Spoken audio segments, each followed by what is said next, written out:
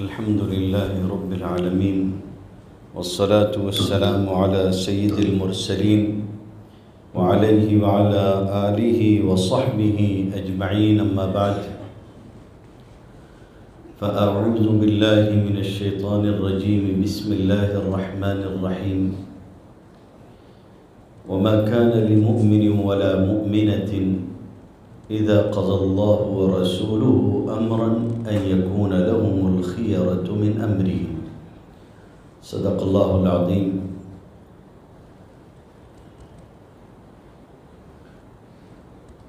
میرے عزیزو، دوستو، بزرگوں، ابھی ایک اہم اور قابل قدر بات آپ نے سنی. اللہ تعالی عمل کرنے کی توفیق عطا فرمائے. کچھ باتیں قبل اس کے کہ میں اصل موضوع پہ کچھ کہوں عرض کرنا چاہتا ہوں. نبی کریم صلی اللہ علیہ وسلم نے ارشاد فرمایا: ان اخوف ما اخاف علی امتی کل منافق علیم اللسان. میں اپنی امت پر سب سے زیادہ خوف جس چیز کا محسوس کرتا ہوں، ایک ایسے منافق آدمی کا جس کی زبان چلتی ہو. یہ اس طرح کی جو حدیثیں ہیں، کسی بھی بات کو کہنے سے پہلے 1000 مرتبہ احساس دلاتی ہیں کہ جو کہا جائے احتیاط کے ساتھ کہا جائے. اس لیے تقریر کرنے سے پہلے میرے بھائیوں، تقریر کرنے والا بندہ کس الجھن میں ہوتا ہے یہ وہ سمجھتا ہے. آپ سنیں گے، عمل کرنا آپ کے ذمہ ہوگا. کہنے والا کہہ رہا ہے، آپ سے پہلے اس کا حساب ہوگا. اس لیے ہم کہنے والوں کو کہتے ہوئے بہت ڈر لگتا ہے کہ ہم کہیں گے کل کو اللہ کہے گا کہ یہ تم ہی نے کہا تھا، تم نے اپنے خلاف حجت قائم کی تھی. اس لیے قبل اس کے کہ میں کچھ عرض کروں، اللہ تعالیٰ سے میری سلامتی کے لیے دعا کیجیے کہ اللہ سچ کہنے کی اور حق کہنے کی توفیق عطا فرمائے. جو علماء درست بات کہنے والے آپ کے پاس موجود ہیں، ان کی قدر کیجیے. حضرت مولانا صدیق صاحب بانوی نور اللہ مرقدہ فرمایا کرتے تھے کہ باہر سے آنے والے علماء سے برکتیں تو حاصل ہوتی ہیں، مگر ہدایت مقامی علماء سے وابستہ ہوتی ہے. اگر آپ کی ہدایت مقامی علماء سے وابستہ نہ ہوتی، ہم سے وابستہ ہوتی، تو ہم آپ سے اتنی دور نہیں ہوتے. آپ کی ضرورت کا سامان آپ کے ہاں ہوگا. باہر سے آنے والے علماء میں نیا پن ہوتا ہے، اس لیے لوگ ان کی طرف متوجہ ہوتے ہیں اور ہر نئی بات لذیذ محسوس ہوتی ہے. مسئلہ میرے بھائیوں لذت کا نہیں ہے. مسئلہ میرے بھائیوں لذت کا نہیں ہے. میں نہیں چاہتا کہ میں آپ کے سامنے کوئی تقریر کروں. میں چاہتا ہوں کہ میں بات آپ کو سمجھاؤں. مسئلہ لذت کا نہیں ہے. میرے شیخ فرماتے ہیں، وہ بہت غضب کی بات فرماتے ہیں. کہتے ہیں کہ آج کل خطاب اور تقریریں بھی قوالوں کی قوالیوں کی طرح ہو گئی ہیں. لوگ کانوں کی عیاشی کے عادی ہو گئے ہیں. اس لیے اچھے مقرر کو چاہتے ہیں کہ اس سے خطاب کروا کے طبیعت کو خوش کر لیں. اس لیے جب کوئی ان سے کہتا ہے کہ ایک تقریر ہمارے یہاں بھی کر دیجئے، تو فرماتے ہیں کہ کوئی قوالی ہے کہ قوالی ہمارے یہاں بھی ہو جائے. تقریر تو ضرورت ہے اپنے آپ کو بدلنے کے لیے. پھر افسوس یہ بھی ہے جو حدیث میں نے پڑھی ہے، دنیا میں بولنے والے کم نہیں ہوں گے، بولنے والے بہت رہیں گے. درست بولنے والے کم ہوں گے، درست بولنے والے کم ہوں گے۔ جو صحیح بولنے والا ہوگا وہ آپ کی پرواہ نہیں کرے گا، جو صحیح بولنے والا ہوگا وہ آپ کی پرواہ نہیں کرے گا، آپ کو اس کی پرواہ کرنی ہوگی۔ اگر آپ اس کی پرواہ نہیں کریں گے تو سب کچھ ہاتھ سے جاتا رہے گا۔ جیسے جیسے قیامت قریب آئے گی ہونا یہ شروع ہوگا کہ وہ يتكلم فيها الرويبضة، دجال کے آنے سے پہلے کچھ سال حضور صلی اللہ علیہ وسلم نے ارشاد فرمایا کہ دھوکے کے سال ہوں گے۔ ان سالوں میں جہاں اور باتیں ہوں گی، ایک بات یہ بھی ہوگی کہ گرے پڑے لوگوں کے معاملات میں بولنے لگیں گے۔ اس لیے اپنے علماء کی قدر کرو، جب تک ہیں ان کی قدر کر لو۔ حضرت حسن بصری رحمۃ اللہ علیہ فرمایا کرتے تھے کہ لولا العلماء لصار الناس مثل البہائم، علماء نہیں ہوتے تو لوگ جانوروں جیسی زندگی گزارتے ہیں، جانوروں جیسی، کچھ نہیں محسوس ہوتا، کچھ نہیں پتہ ہوتا کہ کیا ہے، کیسے ہے، کیا کرنا ہے، کیا نہیں کرنا ہے، جیسے جانور رہتے ویسے ہی رہتے۔ اس لیے ان لوگوں کے الفاظ کی، ان کے اقوال کی، ان کے مجاہدات کی قدر کریں، اور جہاں تک ممکن ہو، میں مجاملت کا عادی نہیں ہوں، یعنی جس کے معنی خوشامد اور چاپلوسی کے ہوتے ہیں، نہیں، نہ میں یہ کہنا چاہتا ہوں کہ بیرونی علماء نہیں، مقامی علماء، اپنے علماء سر آنکھوں پہ بٹھاؤ، اللہ کا انتخاب ہے آپ کے لیے، باہر سے آنے والا مہمان ہے، اکرام کرو، کوئی حرج نہیں، لیکن اپنے علماء کو بھولو مت، یہی آپ کے لیے سب کچھ، یہی آپ کے لیے سب کچھ۔ علماء نے بہت عجیب و غریب بات لکھی، لکھا ہے قرآن مجید کی تفسیر کرتے ہوئے کہ اللہ تعالیٰ نے فرمایا ہے یا ایھا الذین آمنوا اتقوا اللہ وکونوا مع الصادقین، کہ لوگ تقوی اختیار کریں، اللہ سے ڈریں اور سچوں کے ساتھ رہیں۔ علماء نے لکھا کہ اللہ کبھی کسی ایسی بات کا مطالبہ نہیں کرتا جو بندہ پورا ہی نہیں کر سکتا، کسی ایسے عمل کا مطالبہ نہیں کرتا جو بندہ پورا نہیں کر سکتا ہو۔ اس نے اگر یہ کہا ہے کہ سچوں کے ساتھ رہو، تو جب تک کہ یہ حکم ہے تب تک سچے بھی دنیا میں باقی رہیں گے۔ اگر سچے نہیں ہوں گے تو لوگ کس کے ساتھ رہیں گے؟ اللہ ایسا حکم دیتا ہی نہیں جو پورا نہ ہو سکتا۔ لوگوں کا حال یہ ہوتا ہے کہ وہ علماء کے بارے میں کہتے ہیں جی انہوں نے فلاں غلطی کی، فلاں غلطی کی، وہ ایسا کرتے ہیں، وہ ویسا کرتے ہیں۔ عالم کو آپ نے کیا مانا ہے؟ شیعوں کا امام مانا ہے؟ شیعہ کہتے ہیں کہ ہمارا امام معصوم ہوتا ہے۔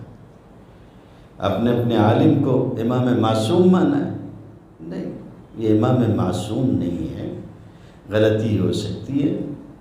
امام ذہبی رحمۃ اللہ علیہ نے کیسا شاندار جملہ ارشاد فرمایا، سونے کے پانی سے لکھنے جیسا جملہ ہے۔ امام ذہبی ہیں، جو لوگ نہیں جانتے ہیں میں ان کو کیسے سمجھاؤں؟ کوئی عالم ہوتا تو میں اس سے کہتا کہ حافظ ابن حجر ہیں جنہوں نے زمزم پیا اور پینے کے ساتھ یہ نیت کی تھی، زمزم جب پیا جاتا ہے جس نیت سے پیے وہ پوری ہوتی، ماء زمزم لما شرب لہ، زمزم جس نیت سے پیا جاتا ہے وہ نیت پوری ہوتی۔ حافظ ابن حجر رحمۃ اللہ علیہ کہتے ہیں کہ میں نے زمزم پہلی مرتبہ پیا تو میں نے یہ نیت کی تھی کہ مجھے ذہبی جیسا حافظہ نصیب ہو۔ حافظ ابن حجر کی یہ نیت تھی۔ امام ذہبی رحمۃ اللہ علیہ، امام ذہبی رحمۃ اللہ علیہ نے لکھا ہے لو الغینا کل امام اخطأ لما بقی لنا امام، سب کو یہ کہہ کے اگر ٹالتے رہیں کہ اس سے غلطی ہوئی اس سے غلطی ہوئی تو ہمارے لیے تو کوئی رہنمائی باقی نہیں رہے گا۔ کس کو رہنمائی کے لیے رکھیں؟ اس لیے علماء کی قدر کریں۔ ایسے لوگ جو دین کی صحیح اور سچی رہنمائی کرتے ہیں ان کے ساتھ رہیں۔ ہر کسی کا دامن پکڑنے سے آدمی محمد علی انجینئر ہو جاتا ہے، آدمی محمد علی ہو جاتا ہے۔ پہلے اس کا دامن پکڑا، پھر اس کا دامن پکڑا، پھر اس کا دامن پکڑا، آج کل اپنا دامن دوسروں کو پکڑواتے ہیں، خود کا یہ حال ہو گیا۔ اور عالم یہ ہے کہ قرآن کی 2 سطر ٹھیک سے پڑھ نہیں پاتے ہیں اور امیر المومنین بنے ہوئے ہیں، اور لوگ کہتے ہیں کہ علماء کو اس کے برابر علم نہیں ہے۔ حد ہوگی، خوش فہمی بھی کتنی ہوتی ہے ہمارے یہاں۔ یا تو کسی سے اتنی عقیدت ہو جائے گی کہ کمبل ہو جائیں گے، اب نہ کمبل مجھ کو چھوڑتا ہے نہ میں کمبل کو چھوڑتا ہوں، اور یہ ہوگا کہ ذرا سا کوئی خامی دیکھی وہ ایسا بھاگ جاتے ہیں کہ بس۔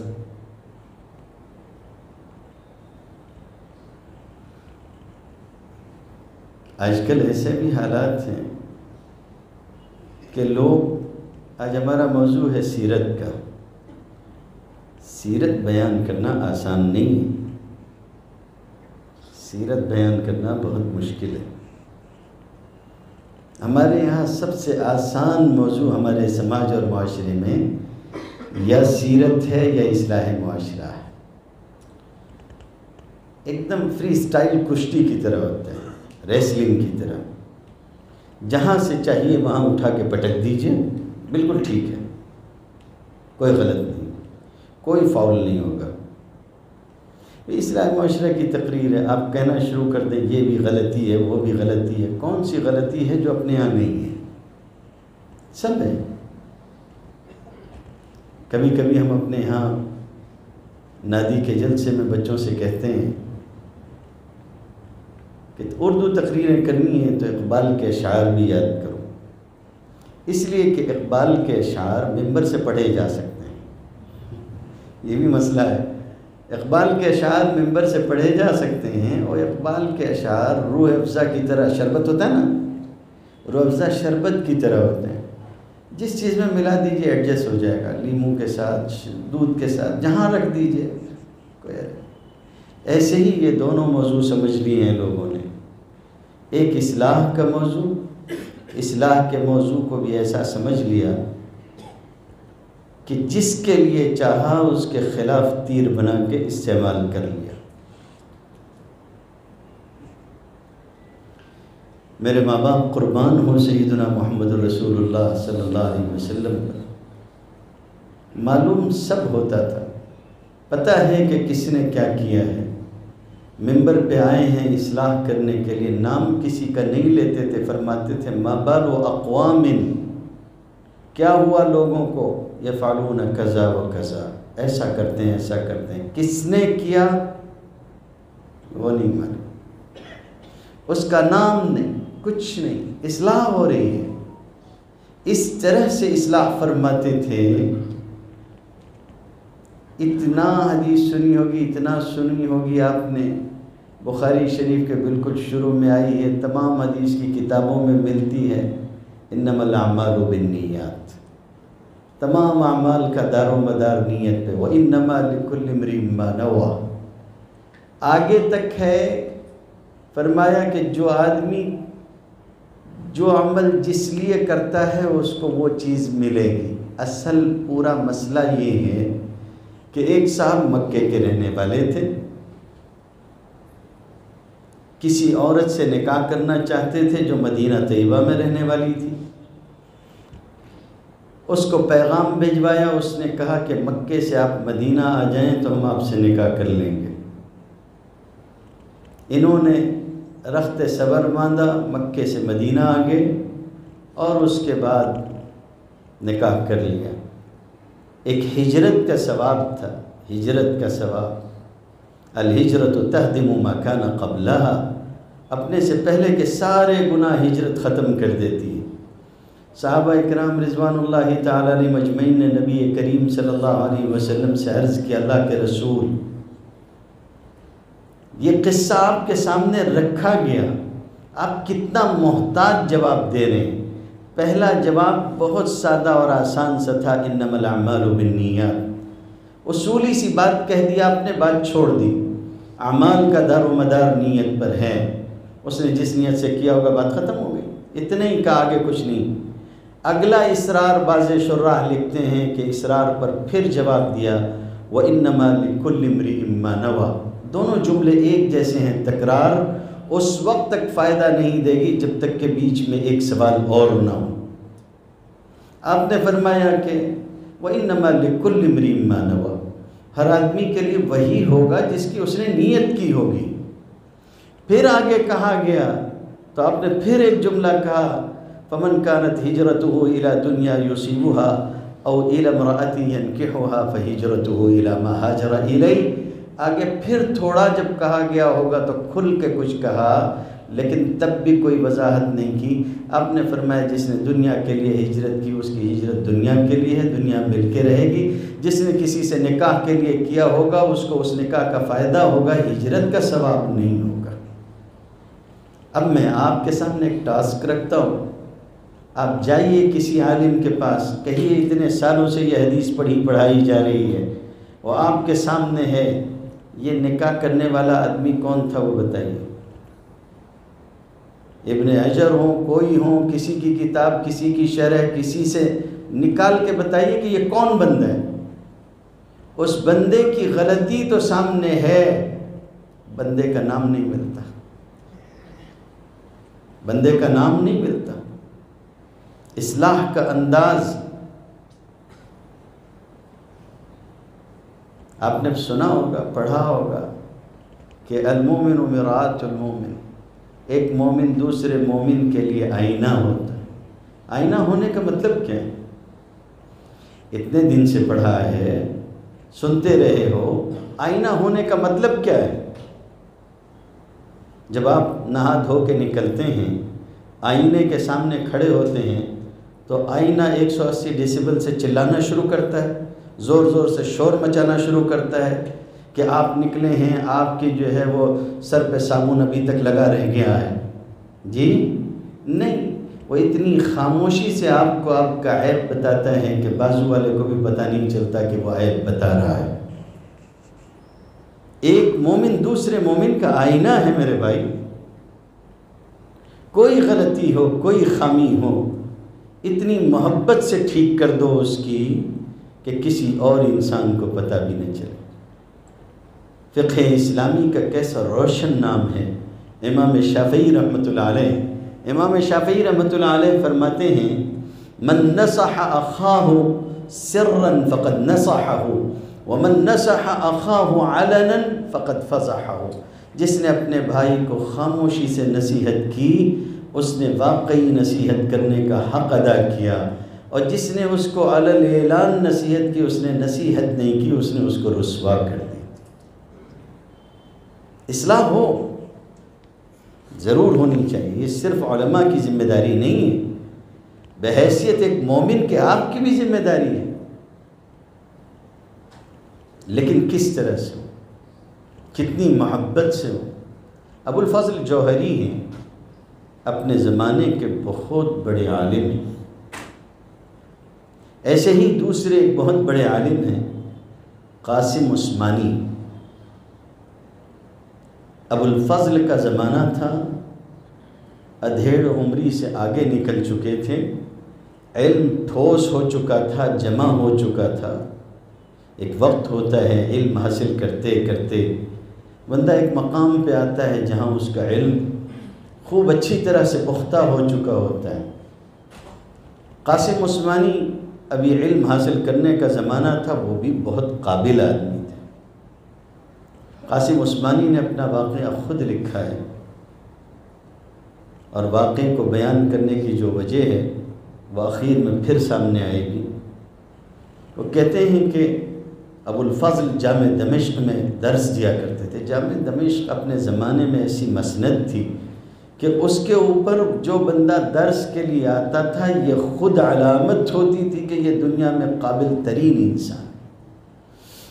سینکڑوں لوگوں کا مجمع دروس کے سننے کے لیے ہوا کرتا تھا، اور ابو الفضل کی یہ مقبولیت تھی اللہ کی طرف سے کہ درس کا وقت شروع ہوتا تھا، تھوڑی سی تاخیر ہوتی تھی تو مسجد میں بیٹھنے کو جگہ نہیں ہوتی تھی، لوگ دروازوں پہ کھڑے ہو کے درس سنتے تھے، اور یہ عام لوگ نہیں ہوتے تھے، طلباء ہوتے تھے۔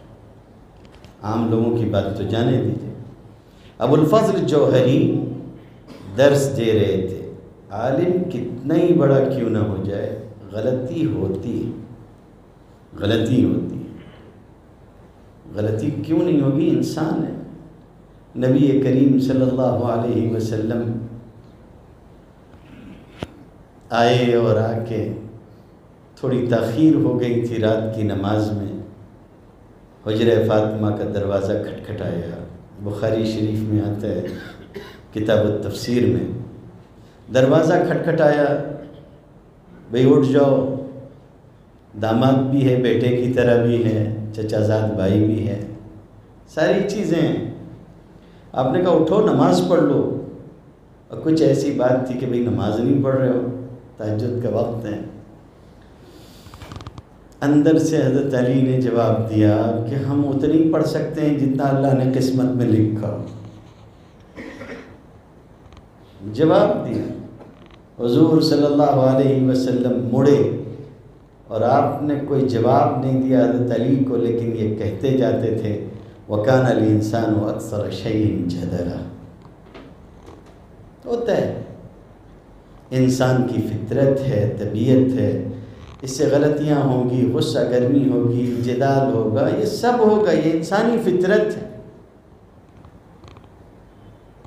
کتاب الام لکھی امام شافعی رحمۃ اللہ علیہ نے، اور ان کے سامنے بار بار دہرائی گئی۔ فقہ اسلامی میں امام شافعی رحمۃ اللہ علیہ وہ آدمی ہیں جن کو اس کا بہت اہتمام رہا کہ حتی الامکان جو چیز وہ امت کے سامنے پیش کریں وہ مضبوط سے مضبوط ترین ہو۔ اسی لیے مسلک قدیم پھر مسلک جدید دونوں مسلک ان کا ملتا ہے۔ پھر اس کے بعد کتاب الام جب لکھی گئی تو بار بار کتاب الام باقاعدہ ان کے سامنے پڑھی جاتی تھی۔ 17 یا 19 مرتبہ ان کے سامنے اس کی تلاوت ہوئی ہے بالحساب، اور ہر مرتبہ سنتے تھے، کہیں کوئی غلطی محسوس ہوتی تھی اس کو ٹھیک کرواتے تھے، یہاں تک کہ غالباً جب 19ویں مرتبہ پڑھی گئی پھر غلطی سامنے آئی تو امام شافعی رحمۃ اللہ علیہ نے کہا کہ چھوڑ دو، اس جگہ کو درست کر دیا اور کہا چھوڑ دو، اب کتاب کی تلاوت کرنے کی ضرورت نہیں پڑھنے کی، اس لیے کہ اللہ کی مرضی نہیں ہے کہ اس کی کتاب کے سوا کسی اور کی کتاب غلطی سے محفوظ ہو۔ ہم انسان ہیں، ہم کچھ بھی کر لیں یہی ہوگا، اس لیے جانے دو۔ امام شافعی رحمۃ اللہ علیہ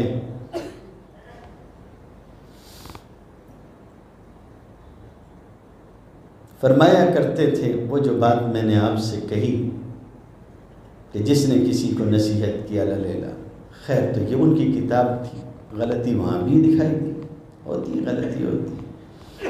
ان الجواد قد یکبو کہتے ہیں عربی زبان میں کہ بہت شاندار گھوڑا بھی جو ہوتا ہے نا کبھی کبھی وہ بھی ٹھوکر کھا جاتا ہے چلنے میں۔ ابو الفضل جوہری درس دے رہے تھے، درس دیتے دیتے ایک جملہ ارشاد فرمایا، فرمانے لگے ان النبی صلی اللہ علیہ وسلم طلق وآل وظاہر، سیرت بیان کر رہے تھے، کہنے لگے کہ حضور صلی اللہ علیہ وسلم کی زندگی کے شادی شدہ پہلو میں یہ پہلو بھی رہا کہ آپ نے اپنی بعض ازواج کو طلاق بھی دی ہے، ایلا بھی فرمایا، یہ طریقہ بات لمبی ہو جائے گی میں اس لیے اس کی وضاحت نہیں کرتا، اور زہار بھی کیا۔ قاسم عثمانی کہتے ہیں زہار کا مطلب ہوتا ہے کہ اپنی بیوی کو اپنی ماں سے تشبیہ دینا کسی ایسے پہلو سے کہ ماں کی حرمت ثابت ہوتی ہے جیسے ویسے بیوی کی حرمت بھی ثابت ہو جائے۔ قاسم عثمانی کہتے ہیں کہ میں درس سن رہا تھا، جیسے ہی یہ جملہ میں نے سنا تو میں سمجھ گیا کہ شیخ سے غلطی ہوئی ہے، اب ایک طریقہ تو یہ ہے کہ تقریر کرنے والا تقریر کر رہا ہے، آپ درمیان سے اٹھ کے کھڑے ہوں اور کہہ دیں کہ آپ نے غلط کیا، مجمع پہ آپ کے علم کا رعب پڑے گا، اور اس کے بعد یہ ہوگا کہ آپ وہاں سے نکل جائیں گے، لوگوں میں شور اور چرچا ہوگا، اس کی عزت جاتی رہے گی، یہ سب کچھ ہوگا۔ قاسم عثمانی ایک دم خاموشی سے سنتے رہے۔ درس ختم ہوا، شیخ کے ساتھ پیچھے پیچھے مجلس سے نکلے۔ شیخ کا مزاج تھا کہ درس کے بعد جا کے مردانہ بیٹھک میں اپنے یہاں بیٹھ جاتے تھے، ان کے یہاں کمرہ بنا ہوا تھا، لوگ سوال پوچھنے والے وہیں آتے، ان سے سوال پوچھتے۔ شیخ گئے، جا کے بیٹھ گئے اور کہا کہ یہ نیا نوجوان دکھائی دے رہا ہے، شاید اسے کچھ پوچھنا ہو، آپ لوگ پہلے اس کو موقع دیں۔ تو قاسم عثمانی نے کہا ضرورت تو میری ہے، لیکن میں ذرا تنہائی میں بات کرنا چاہتا ہوں۔ شاگردوں کو کہا کہ ہٹ جائیں۔ اب انہوں نے کہا کہ حضور صلی اللہ علیہ وسلم نے طلاق دی ہے شیخ، یہ بات تو ٹھیک ہے، آپ نے ایلا بھی فرمایا ہے لغوی، بخاری شریف میں موجود ہے، یہ بھی صحیح ہے، لیکن حضور صلی اللہ علیہ وسلم نے زہار نہیں کیا، یہ آپ کے شایع نشان نہیں تھا، اس لیے کہ قرآن مجید نے اس کو اچھا نہیں کہا ہے اور جھوٹی بات سے تعبیر کیا ہے۔ وَإِنَّهُمْ لَيَقُولُونَ مُنْكَرًا مِنَ الْقَوْلِ وَالزُّورَ، زہار کو کہا ہے، تو یہ حضور کے شایع نشان نہیں تھا اور آپ نے نہیں کیا۔ قاسم عثمانی کہتے ہیں کہ شیخ ٹھٹک گئے ایک دم سے، انہوں نے کہا کہ ہاں یہاں چوک ہو گئی، غلطی ہوئی، اور بہت شکریہ ادا کیا کہ تم نے تنبیہ کر دی ہے۔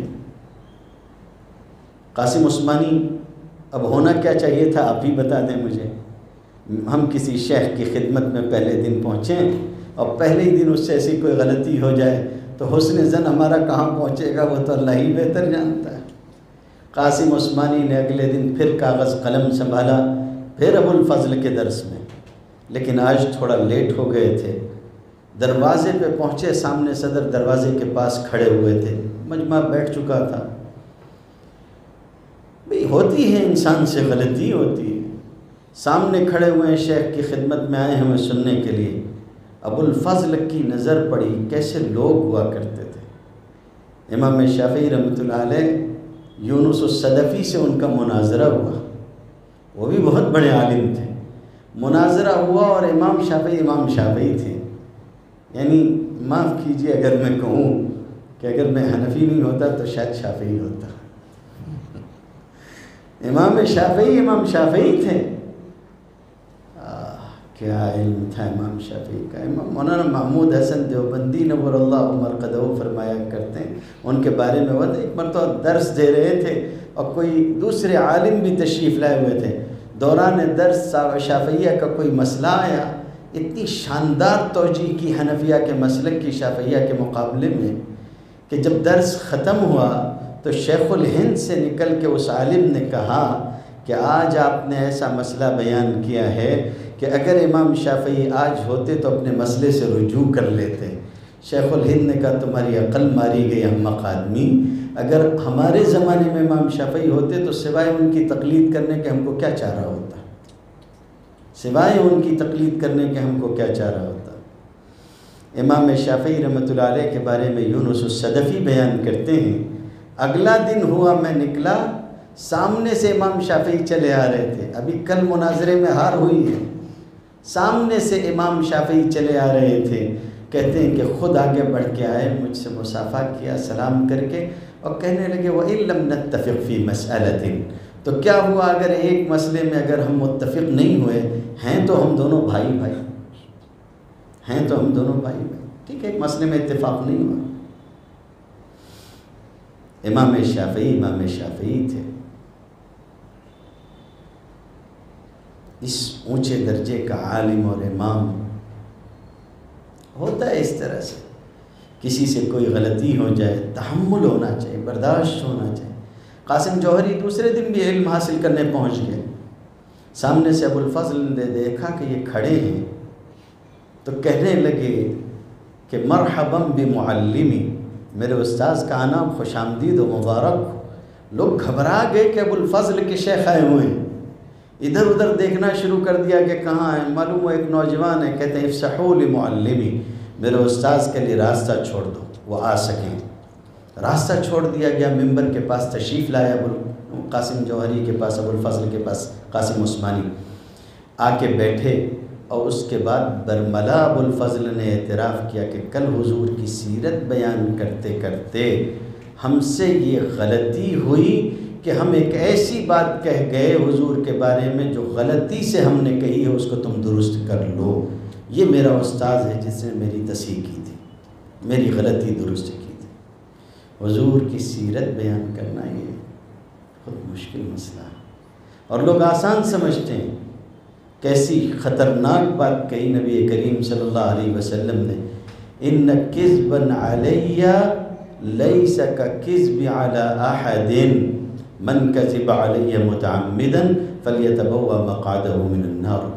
تم کیا سمجھتے ہو دوسروں پہ جھوٹ بولنے کی طرح مجھ پر جھوٹ بولنا نہیں ہے. کوئی مجھ پر جھوٹ بولے یہ عام جھوٹ کی طرح نہیں ہے. جو مجھ پہ جھوٹ بولے اسے چاہیے کہ اپنا ٹھکانہ جہنم بنا لے. آج ہم کو، میں آج آپ کے یہاں ایک بہت بڑے عالم کے یہاں موجود تھا، ان کی خدمت میں حاضر ہوا. ہونا چاہیے بڑے علماء کی خدمت میں ہمیشہ نیاز مندانہ حاضر ہو. اورنگزیب عالمگیر رحمۃ اللہ علیہ کا مزاج تھا کہ جب کسی علاقے میں معلوم ہوتا کہ کوئی عالم ہے اور وہاں سے گزر رہے ہوتے تھے تو ان کی خدمت میں حاضر ہوتے تھے. عام آدمی نہیں ہے وہ. اورنگزیب عالمگیر رحمۃ اللہ علیہ، علامہ انور شاہ کشمیری رحمۃ اللہ علیہ کے صاحبزادے علامہ انظر شاہ کشمیری رحمۃ اللہ علیہ کو میرے والد صاحب نے اپنے مدرسے میں بلوایا تھا. وہ ختم بخاری کے لیے تشریف لائے. واپسی کے سفر میں ان کی مرضی کے موافق اس طرح سے سفر اختیار کیا گیا کہ اورنگزیب عالمگیر کے مزار سے ہوتے ہوئے گزرے. وہاں رکے، فاتحہ پڑھی، اور اس کے بعد میرے والد صاحب سے کہنے لگے کہ مولانا کبھی اس کے مزار کے پاس سے گزرو اور موقع ہو تو فاتحہ ضرور پڑھ لینا. اس کے زمانے کے 300 علماء نے گواہی دی ہے کہ یہ ولی کامل تھا. مولانا محمد سلمان بجنوری صاحب دامت برکاتہ ہمارے پیر بھائیوں میں سے ہیں. ایک مرتبہ ہمارے یہاں ختم بخاری کے لیے ہم لوگوں کی دعوت پہ تشریف لائے. واپسی کے سفر میں وہ بھی چاہتے تھے، چونکہ ہم لوگ سلسلہ عالیہ سے یعنی مجددیہ سے تعلق رکھتے ہیں، نقشبندیہ سے، تو انہوں نے کہا کہ وہاں سے سفر بہتر ہے. ہم لوگوں نے عصر کی نماز وہیں ان کی مسجد میں پڑھی، اورنگزیب عالمگیر رحمۃ اللہ علیہ کی مسجد میں، اور پھر اس کے بعد قبر پہ حاضر ہوئے، فاتحہ پڑھی، باہر نکلے. اورنگزیب عالمگیر رحمۃ اللہ علیہ کی تعلیم ہوئی ہے خواجہ محمد معصوم اور خواجہ محمد سعید جو صاحبزادگان ہیں مجدد الفسانی نور اللہ مرقدہ کے، ان کے ذریعے سے. مولانا سلمان صاحب بجنوری دامت برکاتہم کہنے لگے کہ یہ اپنے زمانے کے اتنے بڑے ولی اور شیخ تھے، اگر ان کی بادشاہت نے ان کے شیخ ہونے پہ پردہ نہ ڈالا ہوتا تو شاید ان کے زمانے کے مشائخ کو مرید بھی نہ ملتے، سب انہی سے بیعت ہوتے. اس درجے کا آدمی. مزاج یہ تھا کہ علاقے سے گزرتے کہیں تو وہاں کے علماء کی خدمت میں نیاز مندانہ حاضر ہوتے تھے. ایک الگ بات ہے کہ قول یہ بھی نقل کیا گیا ہے کہ فتاوی عالمگیری دن بھر لکھی جاتی تھی اور شام میں ان کو سنائی جاتی تھی اور بادشاہ خود سنتا تھا اور اس کی تصحیح میں شریک ہوتا تھا. اب کس درجے کا عالم ہوگا کہ فتاوی عالمگیری اس کے حکم سے لکھی گئی اور وہ اس کی تصحیح میں خود شریک تھا. تو آج ہم بھی نیاز مندانہ حاضر تھے کہ عالم کی خدمت میں انہوں نے جو بات ہم سے کہی وہ بات واقعی یاد رکھنے کی. آج سب سے زیادہ نقصان اس وقت اگر کچھ ہو رہا ہے تو ایک یہ ہے کہ ہم عمل نہیں کرنا چاہتے، اور دوسرا یہ ہے کہ ہمارے یہاں اب ایسے واعظین مشہور ہونے لگے ہیں کہ جو لوگ صرف اور صرف ضعیف روایتوں، کچی پکی باتوں کے ذریعے سے لوگوں کو بیوقوف بنا رہے ہیں۔ نہ تو لوگ سننا چاہتے ہیں، اور جو سننا بھی چاہتے ہیں تو ان کو ایسا سناتے ہیں کہ اللہ ہی حفاظت فرمائے۔ اس لیے دین اخذ کرنے میں بہت محتاط رہنا، خصوصاً سنت کی چیزوں کو اخذ کرنے میں، ہر ایرے غیرے سے نہیں۔ جو جاننے والے پہچاننے والے علماء ہیں اور جن کے بارے میں تم یہ جانتے ہو کہ یہ متدین ہیں، بس انہی سے لو، ہر کسی سے نہیں۔ آخری کچھ باتیں سیرت سے متعلق عرض کروں گا۔ ہم لوگوں کے ہاں سیرت کا مطلب یہ ہوتا ہے کہ میں آپ کو حضور صلی اللہ علیہ وسلم کے فضائل مناقب سناؤں، آپ بھی سن کے واہ واہ کریں اور سوچتے ہوئے گھر تک جائیں کہ اللہ نے کیسا نبی دیا تھا، اور یہی سوچتے سوچتے سو جائیں، اگلا دن پھر ویسے ہی ہو۔ نہیں، سیرت کا مطلب یہ تو نہیں ہوتا۔ معاف کیجیے گا میں اگر ایک بات کہوں، برا لگے گا آپ کو، لیکن علماء نے یہ بھی کہا ہے کہ جو صحیح بات ہو اس پہ معذرت کیا مانو۔ ہم لوگ زندگی بھر سے سیرت کا جلسہ سنتے سنتے اپنی صورت بھی ٹھیک نہیں کر پائے، اپنی صورت بھی نہیں ٹھیک کر پائے۔ یہ جو زندگی میں اور آپ گزار رہے ہیں، اس کو ہم نے یوں سنا، بار بار سنا نا، کہ دنیا مومن کا قید خانہ ہے، مومن کا قید خانہ ہے، تو ہم نے سمجھا کہ یہ قید خانہ ویسے ہی ہوگا جیسا جیل خانہ ہوتا ہے، چوروں کا، ڈکیتوں کا، مجرموں کا، دال روٹی کھانی ہوگی اور پریشانی سے زندگی گزارنی ہوگی۔ صحیح بتائیے، یہی سمجھا آج تک؟ قید خانے کا مطلب کیا سمجھا ہے وہ بتائیے۔ ابھی پچھلے دنوں ایک صاحب جو غیر مسلموں کے اعتراضات سے بہت متاثر ہیں، انہوں نے مفتی عباس کے ذریعے ہم کو لکھوایا تھا، ہمارے علاقے کے ایک بڑے عالم ہیں، ان کے ذریعے سے لکھوایا تھا اور کہا کہ اس کا جواب چاہیے۔ اس میں ایک سوال یہ بھی تھا کہ اگر دنیا مومن کا قید خانہ ہے تو راحتیں کیوں ملتی ہیں، کیوں بعض مومنین بہت چین سے رہتے ہیں؟ جی اس کا کیا جواب دیں گے؟ قید خانے کا یہ مطلب نہیں ہے کہ گھٹ گھٹ کے زندگی گزارے گا۔ قید خانے کا مطلب یہ ہے کہ یہاں مولانا محمد منظور نعمانی صاحب وغیرہ نے لکھا ہے، اللہ کی رحمتیں ان پر، یہاں نہ اپنی مرضی سے آنا ہے نہ اپنی مرضی سے جانا ہے، قید خانہ اس معنی میں، یہ اس معنی میں قید خانہ ہے۔ باقی زندگی، میں حضرت عبداللہ ابن عباس رضی اللہ تعالیٰ عنہما کا ایک قول آپ کو سناتا ہوں۔ ایک بڑے عالم کہتے ہیں کہ حضرت عبداللہ ابن عباس کے اس قول کو اگر یہ نہ کہا جائے کہ یہ ان کا قول ہے تو ایسا لگتا ہے کہ انبیاء سابقین میں سے کسی کا قول نقل کیا جا رہا ہے۔ جملے کا شکو ہی اتنا ہے۔ حضرت عبداللہ ابن عباس فرماتے ہیں کہ آخرت کی جنت سے پہلے اس دنیا میں بھی ایک جنت ہے، جو دنیا کی جنت میں داخل نہیں ہو سکا اسے کوئی حق نہیں کہ وہ آخرت کی جنت میں داخل ہو۔ آخرت کی جنت سے پہلے اس دنیا میں بھی ایک جنت ہے، جو دنیا کی جنت میں داخل نہیں ہو سکا اس کو کوئی حق نہیں ہے کہ وہ آخرت کی جنت میں داخل ہو۔ یعنی جو آدمی اپنے اخلاق سے، اپنے کردار سے، اپنی عادات سے، اپنے اطوار سے دنیا کی زندگی کو جنت نہیں بنا سکا، اس کو کوئی حق نہیں کہ وہ آخرت کی جنت میں داخل ہو۔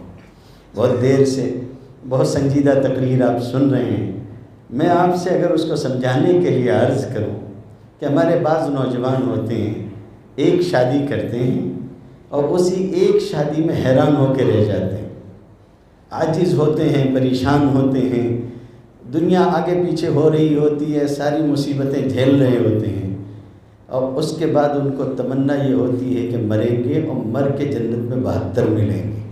اس سے ایک ہی ٹھیک سے نہیں رکھی گئی، یہ آخرت میں 72 ٹھیک کیسے رکھے گا؟ سمجھے نہیں سمجھے؟ جو دنیا میں ایک اور ٹھیک سے رکھ نہیں پا رہا ہے وہ آخرت میں 72 بھی ٹھیک سے رکھ لے گا۔ جو دنیا کی زندگی کو جنت نہیں بنا سکا وہ آخرت میں جا کے کیسے رہے گا؟ سیرت کے وہ پہلو دیکھیے جو آپ کی زندگی سے براہ راست متعلق ہے۔ سیرت تو پوری متعلق ہے، لیکن جس کی ابھی آپ کو ضرورت ہے، جس کی ابھی آپ کو ضرورت ہے۔ ہم لوگ بہت عجیب لوگ ہیں، معاف کیجیے گا، میں خود کو بھی اسی میں شامل کر کے کہتا ہوں۔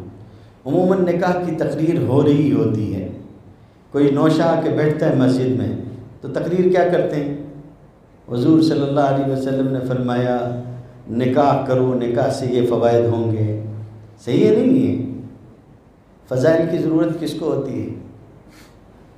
جو کوئی کام کر نہ رہا ہو اس کو ابھارا جائے کہ یہ فضائل ہیں، یہ سنو اور یہ کام کرو۔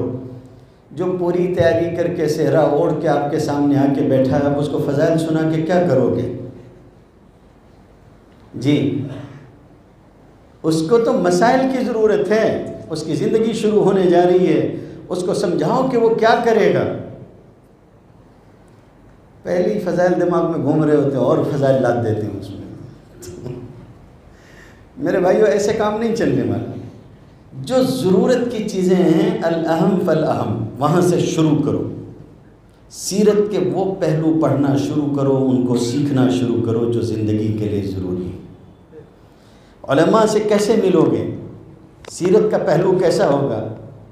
میں اپنے علماء سے بھی بہت محبت کے ساتھ کہنا چاہوں گا، جو بڑے ہیں میں ان کو نہیں کہتا، جو ہم عمر ہیں، جو ہم سے چھوٹے ہیں، ان سے نیاز مندانہ کہتا ہوں، اور اپنے ساتھ جو پڑھنے والے ہوتے ہیں ان سے خاص طور سے یہ کہتا ہوں، حجاب مت رکھو، اپنے اور عوام کے بیچ میں حجاب مت رکھو۔ ہمارے یہاں پتہ نہیں کیوں ایک مصنوعی تقویٰ پیدا ہو گیا، ایک مصنوعی تقویٰ پیدا ہو گیا ہے۔ بڑے عالم صاحب ہیں، ان سے کوئی اگر جا کے یہ بھی بول دے کہ حضرت میری بیوی کا میرے ساتھ کچھ انبن کا معاملہ، لا حول ولا قوت الا باللہ، یہی سب کے لیے ہم لوگ رہ گئے ہیں۔ وہ بیچارہ دل میں سوچ کے رہ جاتا ہے میں کیا کروں، کہاں جاؤں، کس سے کہوں۔ آدمی اپنی تنہائی کی کچھ باتیں اونچی نیچی ہو جاتی ہے، وہ پوچھنے سے پہلے عالم صاحب کو 10 مرتبہ دیکھتا ہے، ان سے پوچھوں نہیں پوچھوں، پھر ہمت ٹوٹ جاتی، نہیں ان سے نہیں پوچھنا، جانے دو، کسی اور سے دیکھیں گے کوئی ملا تو۔ میرے ماں باپ قربان ہوں سیدنا محمد رسول اللہ صلی اللہ علیہ وسلم پر، کوئی دوسرا اتنا بڑا نہیں ہو سکتا جتنے بڑے وہ ہیں، کوئی نہیں ہو سکتا، کوئی دوسرا اتنا بڑا نہیں۔ ایک نوجوان ساتھی آپ کا غزوے میں آپ کے ساتھ واپس جا رہا ہے، بہت کوشش کر رہا ہے کہ کسی طریقے سے میرا اونٹ زور سے چل جائے۔ اونٹ ہے کہ جس وقت چلنا ہے اسی وقت نہیں چل رہا ہے، تھکا ہوا اونٹ ہے۔ کہتا ہے کہ یار کیا بتاؤں، اسی کشمکش میں تھا اونٹ کو تیز چلانے کی، کوئی آیا پیچھے سے، اس نے میرے اونٹ کو ایک نیزہ چبھایا۔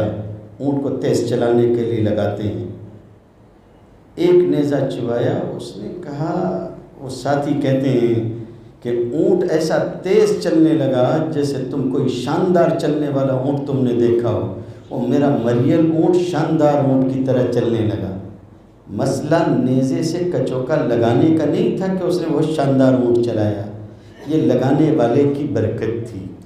وہ کہتے ہیں جابر بن عبداللہ، میں نے مڑ کے دیکھا تو رسول اللہ صلی اللہ علیہ وسلم تھے، مجھے کشمکش میں دیکھا تو میرا اونٹ نہیں چل رہا ہے تو چلا دیا آپ نے، اللہ نے برکت ظاہر کی، میرا اونٹ بہت تیز چلنے لگا۔ اب حضور نے پوچھا کہ عبداللہ کون سی چیز نے تم کو عجلت میں مبتلا کر دیا، جلدی میں؟ کہا کہ حدیث و عہد بعرسی یا رسول اللہ، اللہ کے رسول نئی نئی شادی کی ہے میں نے، گھر جا رہے ہیں تو میں جلدی جا رہا ہوں۔ حضرت خواجہ عبد المالک صدیقی سلسلہ عالیہ کے بڑے شیخ گزرے ہیں، انتہائی سیدھی سادھی طبیعت کے آدمی تھے، اور آدمی ایسے ہی ہونا چاہیے۔ یہاں تو شیخ تو چھوڑیے، شیخ سے زیادہ، چائے سے زیادہ کیتلی گرم ہوتی ہے۔ جی معاف کیجئے گا، میں یہ سب سہا ہوا آدمی ہوں، میں اسی میدان میں رہتا ہوں، مجھے معلوم ہے۔ شیخ کے پاس جائیے کہ حضرت کچھ کہنا ہے، حضرت سے پہلے ہی لوگ سن لیتے ہیں، اچھا جاؤ ہم دیکھیں گے، تم گھر جاؤ۔ خواجہ عبد المالک سے بعض نوجوانوں نے کہا کہ حضرت ہم لوگ گھر سے آپ کے پاس آتے ہیں تو بہت طلب ہوتی ہے، لیکن جب آپ کے پاس سے گھر جانے لگتے ہیں تو گھر کی طلب زیادہ ہوتی ہے۔ اب اس کا کیا مطلب ہے بتائیے؟ تو حضرت ہوتے کوئی دوسرے تو کہتے کہ اس کا یہ مطلب ہے، اس کا وہ فلسفہ ہے، اس کا یہ فلسفہ ہے۔ خواجہ عبد المالک نے ایک دم سادگی سے جواب دیا، بابا جو توجہ بیوی دے سکتی ہے وہ پیر نہیں دے سکتا، بس بھئی اس میں اتنا کیا مسئلہ ہے؟ صحابہ کہتے ہیں، بخاری شریف میں آتا ہے، ہم کچھ نوجوان لوگ اپنا علاقہ چھوڑ کے حضور کے پاس آئے دین سیکھنے کے لیے، اور آپ سمجھ گئے کچھ دن ہم لوگ آپ کے پاس رہے، ان اشتقنا الی اہلنا، آپ سمجھ گئے کہ ہم کو اپنے اہل و عیال کی یاد آ رہی ہے۔ آپ نے فرمایا گھر جاؤ، رخصت کیا ہم کو۔ حضرت جابر بن عبداللہ نے کہا کہ اللہ کے رسول نہیں شادی کی ہے نا، اس لیے جلدی گھر جا رہا ہوں۔ یہ حوصلہ کس کو ہو سکتا ہے کہنے کا؟ کوئی ہے جو کسی عالم سے کہہ سکے گا یا کسی شیخ سے؟ یہ حوصلہ دینے کی ضرورت ہے امت کو، تاکہ نوجوان آپ سے اپنے مسائل کہہ سکیں، اپنے وساوس بیان کر سکیں، اپنی دقتیں رکھ سکیں، اور کھل کے بیان کر سکیں کہ وہ کس تکلیف میں ہیں، کس الجھن کا شکار ہیں۔ حضور صلی اللہ علیہ وسلم نے یہی نہیں کہا، آپ صلی اللہ علیہ وسلم نے آگے سے پوچھ لیا۔ کوئی دوسرا مولوی پوچھا ہوتا، باہر نکل کے بولتے پتہ نہیں کیسا مولانا ہے، ایسی ایسی بات کرتا ہے۔ حضور نے پوچھ لیا، جابر بیوی کیسی ہے؟ کنواری ہے کہ پہلے شادی ہو چکی تھی اس کی؟ تو جابر بن عبداللہ نے کہا کہ رسول پہلے سے ایک شادی ہو چکی تھی اس کی، یہ میں دوسرا شوہر ہوں اس کا۔ تو آپ صلی اللہ علیہ وسلم یہیں پہ نہیں رکے، آپ نے فرمایا فَحَلَّا بِكْرًا، کسی کنواری سے شادی کیوں نہیں کر لی تھی؟ تم کو خوش کرتی، تم اس سے خوش ہوتے۔ انہوں نے کہا اللہ کے رسول آپ کو تو پتہ ہی ہے میرے ابا کا انتقال ہوا، عبداللہ کا، بہت ساری بہنیں چھوڑ کے گئے تھے وہ پیچھے، یعنی ان کی بیٹیاں تھیں میری بہنیں۔ میں نے سوچا پہلے ہی گھر میں تماشا کیے رہتی ہیں، میں ایک اور ویسے ہی لے آؤں گا، سب ایک ہی رنگ میں ہو جائیں گے، تو میں نے سوچا کہ کوئی ایسی لاؤں جو ان کی اماں بن سکے، اس لیے میں نے ایسی شادی کی۔ کتنا حوصلہ دیا ہے۔ محبت کے ساتھ، اس تعلق کے ساتھ ضرورت ہے کہ آپ بھی پیش آئیں۔ آپ جتنی محبت سے اپنی طلب لے کے پہنچو گے سامنے سے، اتنی محبت سے جواب بھی آئے گا۔ محبت کا جواب محبت سے ہوتا ہے۔ نبی کریم صلی اللہ علیہ وسلم حضرت ابو ایوب انصاری رضی اللہ تعالیٰ عنہ کے مکان میں تشریف فرما ہوئے، وہ مہمان ہوئے اور حضرت ابو ایوب میزبان ہوئے۔ 2 منزلہ مکان تھا۔ نبی کریم صلی اللہ علیہ وسلم نے طے کیا کہ ہم جو ہے وہ نیچے والے حصے میں رہیں گے، آپ اوپر والے حصے میں رہیں گے۔ محبت عجیب و غریب ہوتی ہے اگر واقعی تعلق ہونا۔ بعض لوگ کہتے ہیں کہ قرآن نیچے ہو کہ اوپر ہو، حکم مت پوچھو، یہ دیکھو کہ ادب کیا ہے۔ آپ کو جتنا تعلق قرآن سے ہوگا قرآن خود سکھا دے گا، ورنہ عربوں کو دیکھو گے پڑھتے پڑھتے قرآن سر کے نیچے رکھ کے سو جاتے ہیں۔ ہمارے یہاں ادب ہوتا ہے، ادب ہمارے یہاں کا الگ ہے، ان کے یہاں کا الگ ہے۔ حضرت ابو ایوب انصاری رضی اللہ تعالیٰ عنہ کو یہ بات پسند نہیں آئی۔ یہ کیسے ہو سکتا ہے کہ ہم لوگ حضور کے اوپر رہیں، آپ نیچے ہوں ہم اوپر رہیں؟ لیکن نبی کریم صلی اللہ علیہ وسلم نے اس کی حکمت سکھائی، اور آپ نے فرمایا کہ نہیں، آپ اوپر رہیے، لوگ ملنے آئیں گے، بہت سارے مسائل ہوں گے، اس لیے مناسب ہے کہ میں نیچے رہوں۔ ہو گئی بات۔ مدینہ طیبہ کا ماحول، موسم جو لوگ جانتے ہیں وہ جانتے ہیں کہ سردی کے دنوں میں اچھی خاصی سردی ہو جاتی ہے، بہت ٹھنڈک ہو جاتی ہے۔ سردی کے ایسے ہی دن تھے، کچی چھت تھی، اور اسی عالم میں یہ ہوا کہ پانی کا برتن ٹھوکر لگنے سے ٹوٹ گیا، پانی کا مٹکا ٹوٹ گیا، پوری چھت پہ پانی پھیل گیا۔ محبت کرنے والے میاں بیوی دونوں پریشان ہیں، کہ کچی چھت ہے، پانی ابھی ٹپکے گا حضور پر اور آپ صلی اللہ علیہ وسلم بے آرام ہوں گے۔ ایک ہم اور آپ ہیں، ایک ہم اور آپ ہیں۔ معاف کیجیے گا، جس روش میں میں اور آپ چل رہے ہیں اس روش سے حضور کو کوئی سکون ملنے والا نہیں ہے۔ ہماری شکل دیکھ کر، ہمارے معاملات دیکھ کر آپ کو سوائے تکلیف ہونے کے اور کیا ہونے والا ہے؟ مرزا بیدل کی شاعری بہت شاندار شاعری ہے، فارسی میں شاعری کیا کرتا تھا، انتہائی مذہبی شاعری۔ ایران سے ایک شخص اس کی شاعری سن کے آیا اسی مذہبی خیالات کے ساتھ کہ مرزا بیدل سے ملوں گا اور کیسے متدین آدمی ہوں گے۔ جب دہلی پہنچا تو دہلی پہنچنے کے بعد اس نے دیکھا کہ مرزا ایک جو ہے وہ حجام کی دکان میں بیٹھے ہوئے داڑھی منڈا رہے ہیں، شیو کرا رہے ہیں، داڑھی منڈواتے تھے۔ اس نے یہ دیکھا تو اس کا بھرم ٹوٹ گیا، وہ جو تصور اس نے بنایا تھا ایک مذہبی وہ ختم ہو گیا۔ ایک دم سے جو ہے وہ افسردہ ہو کے کہنے لگا کہ آقا یہ کیا کر رہے ہیں، داڑھی ترشواتے ہیں۔ تو آگے سے اس نے جواب دیا کہ داڑھی ترشوا رہا ہوں، کسی کا دل تو نہیں ترشواتا۔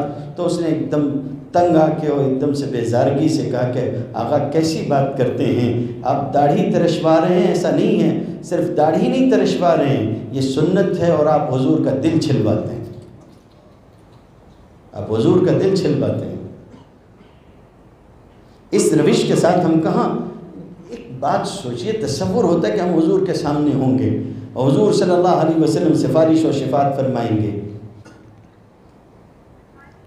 ایک بڑے شیخ تھے، مدینہ طیبہ جاتے تھے تو سلام کے لیے حاضری کی ہمت نہیں ہوتی تھی، بہت مشکل سے روتے کپ کپاتے گھبراتے ہوئے جاتے تھے اور جلدی سے سلام کر کے گزر جاتے تھے۔ ایک مرتبہ کسی نے پوچھ لیا ان سے کہ حضرت کیا بات ہے؟ کہا مجھ کو سمجھ میں نہیں آتا، میں جاتا ہوں سلام تو کرتا ہوں، مجھے ڈر ہے کہ کہیں میرے قصور کی وجہ سے آقا دیکھ کے منہ نہ پھیر لیتے ہیں۔ تو متدین لوگ ہیں جن کا یہ حال ہے، جن کے پاس نہ سنت ہے نہ شریعت ہے نہ کوئی چیز ہے، وہ ذرا سوچیں اور غور کریں۔ تو یہ جو صورتحال ہمارے اور آپ کے سامنے ہے اور جو زندگی ہم اور آپ گزار رہے ہیں، یہ زندگی ایسی زندگی نہیں ہے کہ اس کو دیکھ کے رسول اللہ صلی اللہ علیہ وسلم راضی ہو یا خوش ہوں۔ آخری جو باتیں مجھے آپ سے عرض کرنی ہے اس میں یہ، جو بات دیکھیے میں نے آپ کے سامنے پڑھی ہے، قرآن مجید کی جو آیت آپ کے سامنے پڑھی، وہ یہ بتاتی ہے کہ زندگی کے کسی فیصلے میں اور آپ مختار نہیں۔ جو فیصلہ اللہ اور اللہ کا رسول کرے گا اس پر عمل کرنا ہے۔ زندگی میں کتنی مرتبہ ایسا ہوتا ہے، شادی بیاہ کا موقع آتا ہے، آج یہ صورتحال ہے ہمارے سماج اور معاشرے میں، ہماری شادی کون دیکھ کے یہ کہہ سکتا ہے کہ یہ مسلمانوں کی شادی ہے؟ صحیح بتائیے، یعنی کون سی تقریر کرنی ہے، بات کرنی ہے مجھے آپ سے، تو آپ مجھے بتائیے کیسے ہم بتائیں گے کہ یہ مسلمانوں کی شادی ہے؟ شاید کوئی نوجوان یہ کہہ دے کہ ہمارے یہاں شادی میں خطبہ ہوتا ہے، بھئی تمہاری شادی ہوئی ہے، تمہارے نکاح میں خطبہ ہوا تھا، خطبے کا مطلب کیا ہے وہ بتا دو، جو خطبہ پڑھا گیا تھا تمہاری شادی میں۔ اسلام کوئی ایسا مذہب تو نہیں ہے کہ جس میں منتر پڑھا جاتا ہو، 7 پھیرے لینے ہیں اور منتر پڑھنا ہے تو شادی پکی ہو جائے گی، یہ منتر تو ہے نہیں۔ موقع موقع کی نصیحتیں ہیں، کان میں اگر اذان کے کلمات کہے جا رہے ہیں تو اس کا کوئی مسئلہ ہے، بچہ اگر بولنے لگے تو اسے توحید کے کلمات سکھاؤ، اس کا بھی کوئی مسئلہ ہے۔ قبر میں آپ اس کو اتار رہے ہیں تو دعا پڑھ کے اتارتے ہیں، مرنے سے پہلے کلمہ تلقین کرتے ہیں، مر جانے کے بعد اس کی قبر پہ کچھ آیات بعض علاقوں میں پڑھی جاتی ہے حضرت عبداللہ ابن عمر کے قول کے مطابق۔ تو سوال یہ ہے کہ کیا یہ کوئی منتر ہیں جن کی وجہ سے زندگی میں آسانیاں ہوتی ہیں؟ یہ تو تلقین ہے۔ وہ جو خطبہ نکاح پڑھا جاتا ہے اس کو تو خطبہ عہد کہتے ہیں، خطبہ جو ہے وہ عقد کہتے ہیں۔ ہر عقد پہ امام شافعی کے یہاں پڑھنا اس کا جو ہے بعض لوگ کہتے ہیں کہ ضروری، بعض کہتے ہیں کہ مستحب ہے۔ جب بھی کوئی عقد ہو رہا ہو، تاکہ عقد کرنے والے کو یہ خیال رہے کہ یہ عقد اللہ کی ذمہ داری پہ قائم ہوا ہے، اللہ کے نام سے قائم ہوا، اور اللہ مجھ کو دیکھنے والا ہے، مجھے تقویٰ سے کام لینا ہے، حرام کام نہیں کرنا ہے، جو کہنا ہے سچ کہنا ہے، سچ کے سوا اور کوئی بھی بات ایسی جو 1% بھی جھوٹ ہو وہ نہیں کہنی ہے۔ یا ایھا الذین آمنوا اتقوا اللہ وقولوا قولا سدیدا، قول سدید کہتے ہیں کہ جس میں 1% بھی غلطی کا امکان نہ ہو۔ معلوم ہی نہیں ہوتا ہمارے نوشا کو کہ یہ خطبے میں بولا کیا گیا ہے۔ ڈاکٹر فوزی ہیں، جدہ ہوتے ہیں، عرب ہیں، ان کی بیوی بھی عرب ہے۔ ایک دن انہوں نے جو ہے وہ بیوی نے کہا ڈاکٹر سے کہ سر میں بہت درد ہے، کچھ دم کر دیجئے۔ انہوں نے ایک آیت پڑھ کے دم کر دیا۔ کوئی ہندوستانی بیوی ہوتی جس کو آتا جاتا کچھ نہیں ہے تو وہ سن کے آمین آمین کہتی رہتی، اور ڈاکٹر فوزی نے کہا کہ میں نے پڑھ کے اس کو دم کیا کہ مثنی فانکحوا ما طاب لکم من النساء مثنی وثلاث ورباع، پھر تم عورتوں سے شادی کرو جو پسند آئیں، 2 سے، 3 سے، 4 سے۔ تو وہ ایک دم سے چونک گئی، اس نے کہا کہ سر درد کم کرنے کے لیے بولا ہے، بڑھانے کے لیے نہیں بولا ہے۔ اب یہ کیا کر رہے ہیں؟ ہمارے یہاں تو نوجوان کو پتہ ہی نہیں ہوتا ہے کیا ہو رہا ہے، سودی قرضے لیے جاتے ہیں۔ ابھی آپ کے یہاں کے نواپور کے عالم کے یہاں پیر کے روز شادی تھی، عالم ہوتا ہے، ان کے یہاں منگنی کی تقریب تھی۔ ادھر سے وہ ہمارے بھائی صاحب سے متعلق ہیں، مفتی شاہد نذیر صاحب نواپور میں مدرسے میں ہوتے ہیں، اور ادھر سے لوکھنڈ والا فیملی جو تھی وہ ہم سے متعلق تھی۔ مجھ سے ان لوگوں نے کہا ہمارے یہاں منگنی کی تقریب ہے، ہم لوگ منگنی کی تقریب میں جاتے نہیں، منگنی کی تقریب میں ہم لوگ جاتے نہیں۔ منگنی ہے کیا میرے بھائی؟ ہے کیا؟ کوئی بتا دو مجھ سے۔ پتہ نہیں آپ کے یہاں کے کیا رواج ہے، مجھے نہیں معلوم ہے۔ ہمارے یہاں تو شادی ہوتی تو لڑکا کھڑے ہو کے سلام کرتا ہے، آپ کے یہاں کرتا نہیں کرتا؟ شادی ہو جاتی، نکاح ہو جاتا ہے تو وہ مجمع میں کھڑے ہو کے کہتا ہے السلام علیکم۔ یہ سلام کا کون سا موقع ہے؟ ایک بار تو میں نے پوچھ لیا اپنے یہاں کے بعض ذمہ داروں سے جو شادی بیاہ لگاتے ہیں، میں نے ان سے پوچھا بھئی یہ سلام کیا ہے، اس کی حکمت کیا ہے؟ بولے مولانا جانے دو۔ میں نے کہا نہیں بتاؤ تو صحیح کیا ہے۔ یہ ملاقات تو ہے نہیں، آ کے بیٹھا ہوا ہے، کائے کا سلام کرتا ہے؟ تو دھیرے سے بولتے ہیں وہ اس لیے کھڑے ہو کے سلام کرتا ہے سب دیکھ لیں اسی کا نکاح ہوا ہے۔ لوگ بھی اپنے طور پہ کچھ بھی بنا لیتے ہیں، ایسے جملے بنا لیتے ہیں جن کے ذریعے سے اپنی طبیعت کو تسکین ہو جائے، بس شریعت ہو گئی۔ جہیز نہیں دے رہے تحفہ دے رہے ہیں، تسکین ہو گئی۔ تحفہ دے رہے ہیں، تحفہ دے رہے ہیں۔ زہر کا نام بدل دینے سے زہر بدل جائے گا۔ جیسے آج کل وہ گروہ کا فتنہ چلتا ہے ہیوی ڈپازٹ کا، اس میں ایک جملہ بنا لیا ہے لوگوں نے۔ لوگ کہتے ہیں کہ پیسے دے دیتے ہیں، مکان لے لیتے ہیں، اس پہ کرایہ بھی نہیں ہوتا، اور اس کا ایک جملہ بنا لیا ہے کہ گھر کو کرایہ نہیں اور پیسے کو سود نہیں، حلال ہو گیا۔ اپنے طور پہ بنا لیا حلال ہو گیا۔ یہ کون سا حلال ہو گیا میرے بھائی؟ کہیں کہیں نا بیلنس کرنے کے چکر میں بہت گڑبڑ کرتے ہیں لوگ۔ آپ کے یہاں عدت کے دن کتنے شمار کیے جاتے ہیں؟ پتہ نہیں، مجھے نہیں معلوم ہے، صوبہ ہی بدل گیا ہے نا۔ یہ تو فقیر کا ملک، فقیر کا وطن ہے، وہ جب چاہے گا جھولا اٹھا کے چل دے گا۔ تو ہم لوگ تو دوسری طرف سے آئے ہوئے ہیں، ہم کو کیا معلوم ہے کہ یہ یہاں کیا چلتا ہے کیا نہیں چلتا ہے۔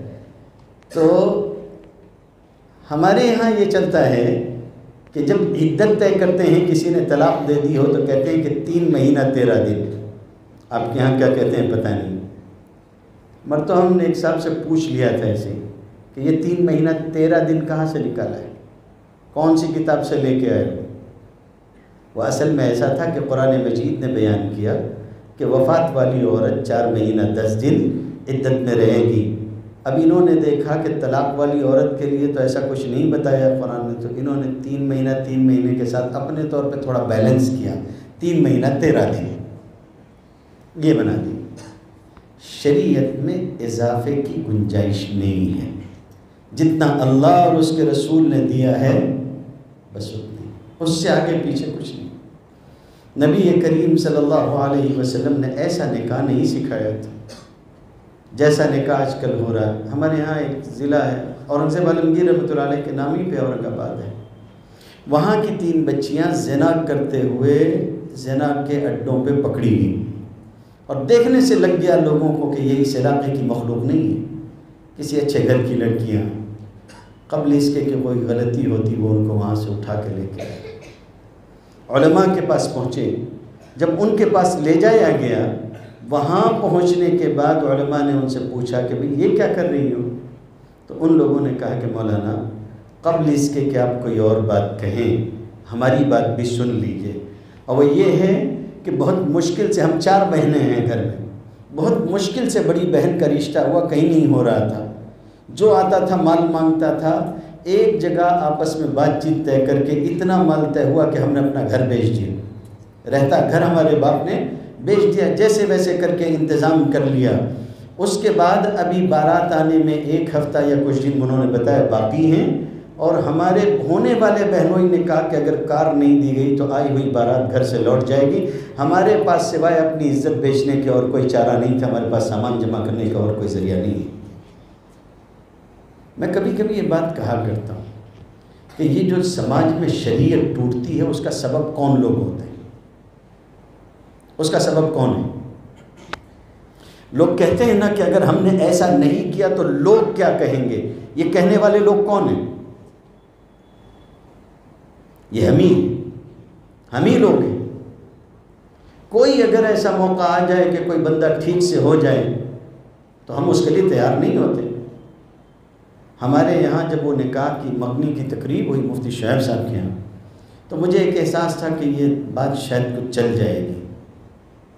ہم برلی میں نکاح جاؤں گا، عصر کے بعد ان کے یہاں دھولیا میں نکاح تھا، وہ منگنی تھی، ہم گئے وہاں، عصر کے بعد محنت کرتے رہے، لوگ بیٹھے ہوئے ہیں کہ کیا چل رہا ہے، ان کو لگ رہا تھا کہ کچھ ہنگامہ ہو رہا ہے۔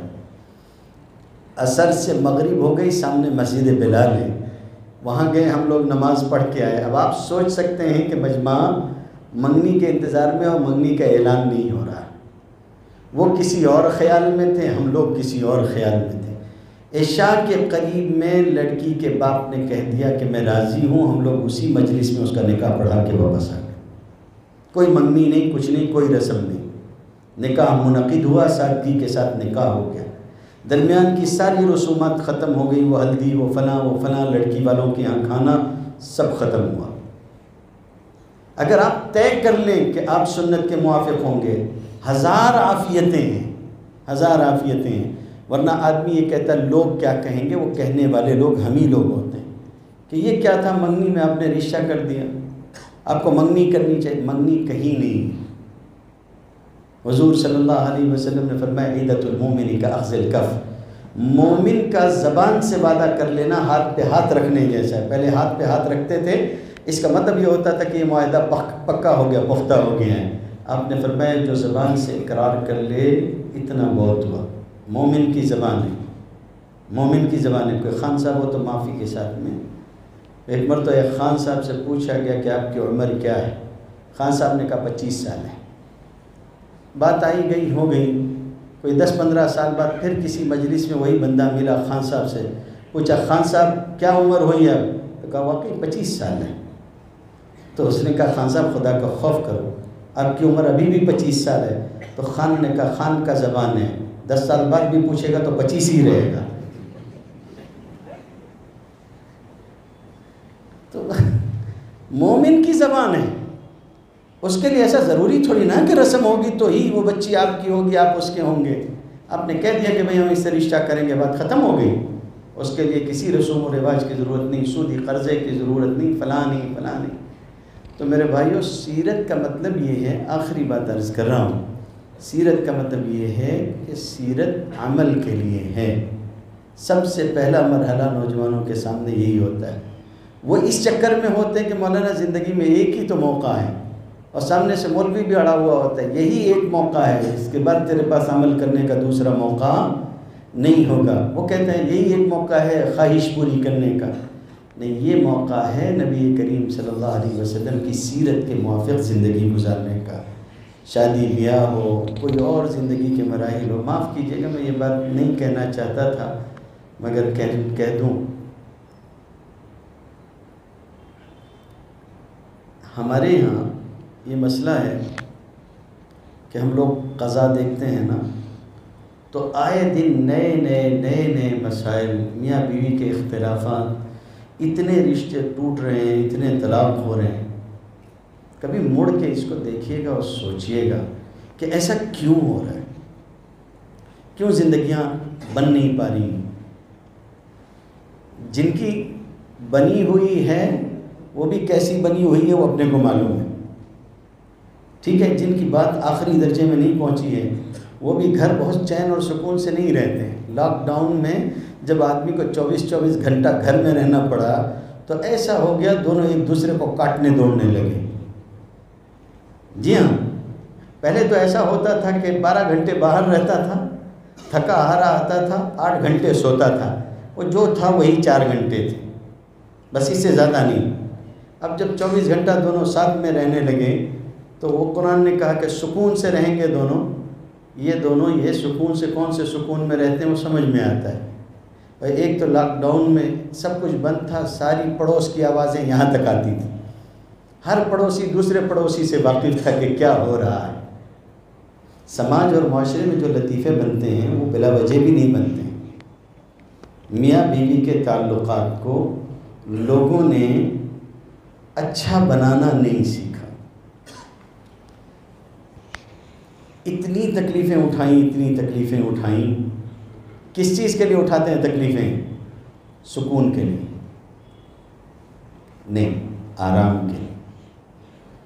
تکلیفیں کس لیے اٹھاتے ہیں؟ بہت تھکی ہوئی مخلوق دکھ رہے ہیں سب، جی کس لیے تکلیفیں اٹھاتے ہیں؟ شادی بیاہ میں سودی قرضے کیوں لے رہے ہیں؟ اس لیے کہ آرام مل سکے، سکون نہیں، آرام مل سکے۔ صحیح بول رہا ہوں، آرام الگ چیز ہے، سکون الگ چیز ہے۔ آرام اصل میں جسمانی راحت کا نام ہے۔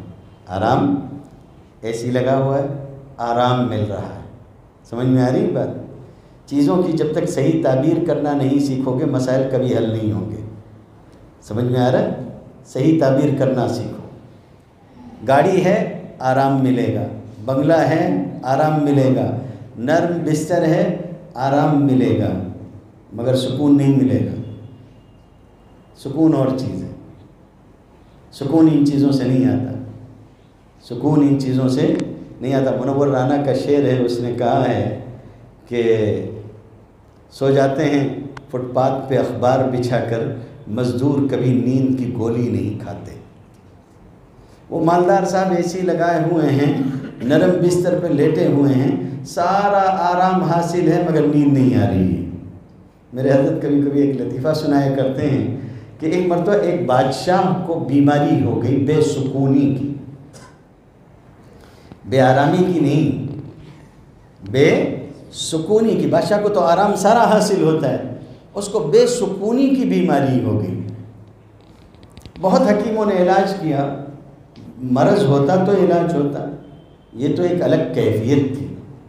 ایک حکیم صاحب بہت پہنچے ہوئے ہیں، یہ بھی جملہ بولتے ہوئے ڈر لگتا ہے، لوگ کیسے لوگوں کو پہنچا ہوا سمجھتے ہیں وہ اللہ ہی بہتر جانتا ہے۔ جو نماز نہیں پڑھتے ہیں، ننگے دھڑنگے پھرتے رہتے ہیں، ان سے پوچھے گا بہت پہنچا ہوا ہے، وہ تو مرنے کے بعد سمجھ میں آئے گا کہاں پہنچا ہوا ہے، بہت پہنچا ہوا ہے، بہت پہنچا ہوا پیر ہے۔ کہتے ہیں کہ شیخ عبد القادر جیلانی رحمۃ اللہ علیہ کے سامنے ایک مرتبہ ایک باغ میں ایک روشنی ہوئی، اور اس روشنی سے آواز آئی کہ شیخ عبد القادر، ہم تمہاری عبادتوں سے بہت متاثر ہوئے ہیں، خوش ہو کے یہ انعام دیتے ہیں کہ آج سے تمہارے اوپر نماز معاف۔ ہم میں سے کوئی ہوتا تو بھنگڑا ڈالنے لگتا، وہیں پہ ناچنے لگتا، اللہ تعالیٰ نے نماز معاف کر دی ہے۔ عبد القادر جیلانی رحمۃ اللہ علیہ نے کہا لا حول ولا قوت الا باللہ العلی العظیم، بس وہ روشنی سب غائب ہو گئی، سب بجھ گیا۔ کسی ساتھی نے جو ساتھ میں تھا اس نے کہا کہ حضرت یہ تو ایسا خطرناک وسوسہ تھا، آپ کیسے سمجھے اس کو؟ فرمانے لگے کہ جو چیز ہمارے نانا پہ معاف نہیں ہوئی وہ ہم پہ کیا معاف ہوگی۔ سید زادے تھے، کہا جو چیز ہمارے نانا پہ حضور صلی اللہ علیہ وسلم پہ معاف نہیں ہوئی وہ ہم پہ کیا معاف ہوگی۔ اور یہ سارے جنتی دروازے سے گزر کے بولتے ہم سب جنتی ہو گئے، جنت ہو گئے۔ تو یہ کہتے ہوئے بھی بہت ڈر لگتا ہے کہ پہنچا ہوا، وہ پیر صاحب حکیم صاحب بہت پہنچے ہوئے تھے، وہ آئے، دیکھا اوکھا، سمجھ گئے کہ اس کو بے سکونی کا مرض ہے۔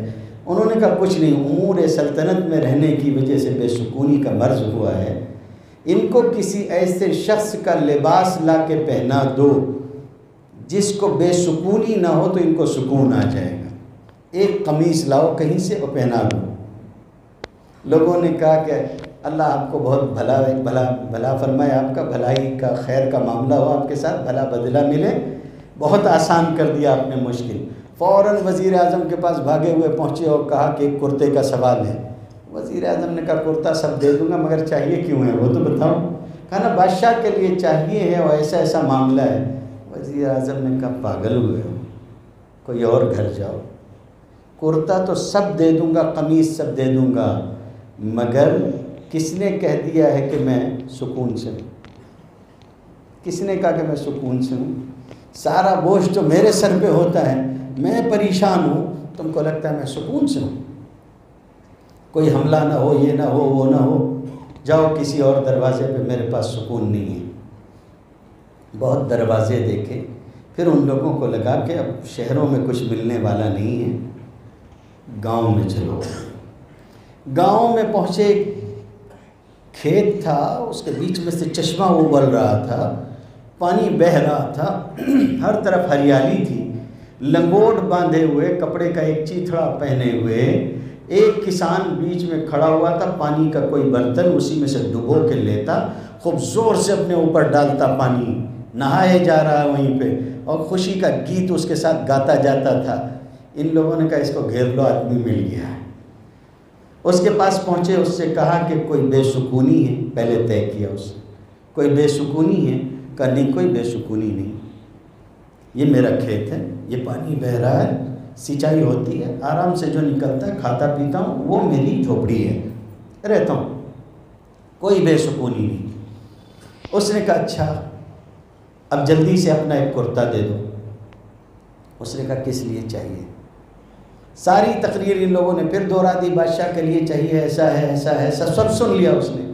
اس نے کہا بادشاہ سلامت کے لیے تو جان بھی حاضر ہے، اور یہ بھی پکی بات ہے کہ میں پرسکون آدمی ہوں، مگر کیا کروں میرے پاس قمیص ہی نہیں ہے، میرے پاس یہی بس اتنا، اسی میں چین سے رہتا ہوں۔ آپ جو اتنا سب کرتے ہیں تماشا شادیوں میں، کاہے کے لیے کرتے ہیں؟ آرام کے لیے۔ اور شریعت شادی سے کیا چاہتی ہے؟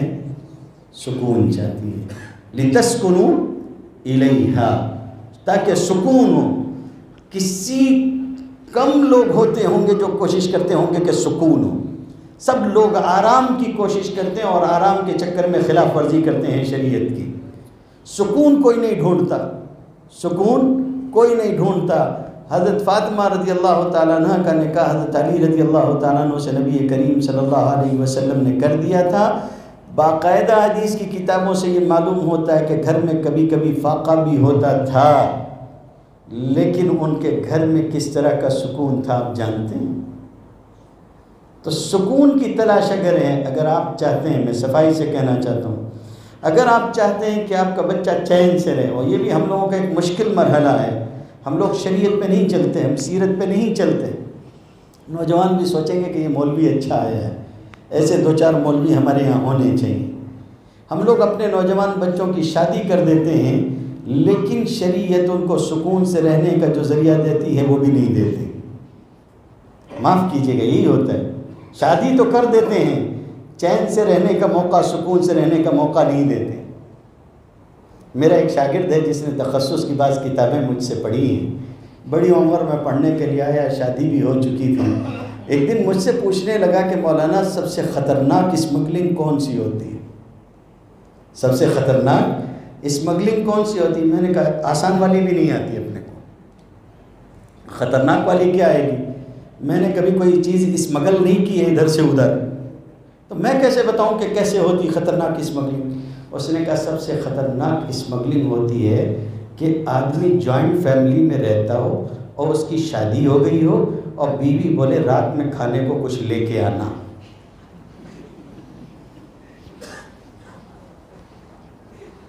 جی آپ لوگ ہنس رہے ہیں، اس کا مطلب ہے بیتی ہے، بیتی ہے بیتی ہے۔ کیسا مشکل ہوتا ہے، ارے بابا وہ آپ کا انتخاب ہے، آپ نے اپنے لیے بہو چنی ہے، اپنے بچے کے لیے بیوی چنی ہے، وہ کوئی فقیر تو نہیں تھی کہ اس کے ماں باپ نے اٹھا کے آپ کے پلے باندھ دیا، کھانے کی طبیعت اس کی نہیں ہوگی، یہ کیوں نہیں کھا پی سکتے، کیوں نہیں خوش ہو سکتے، کیوں نہیں چین سے رہ سکتے؟ چین سے رہنے کا موقع دو۔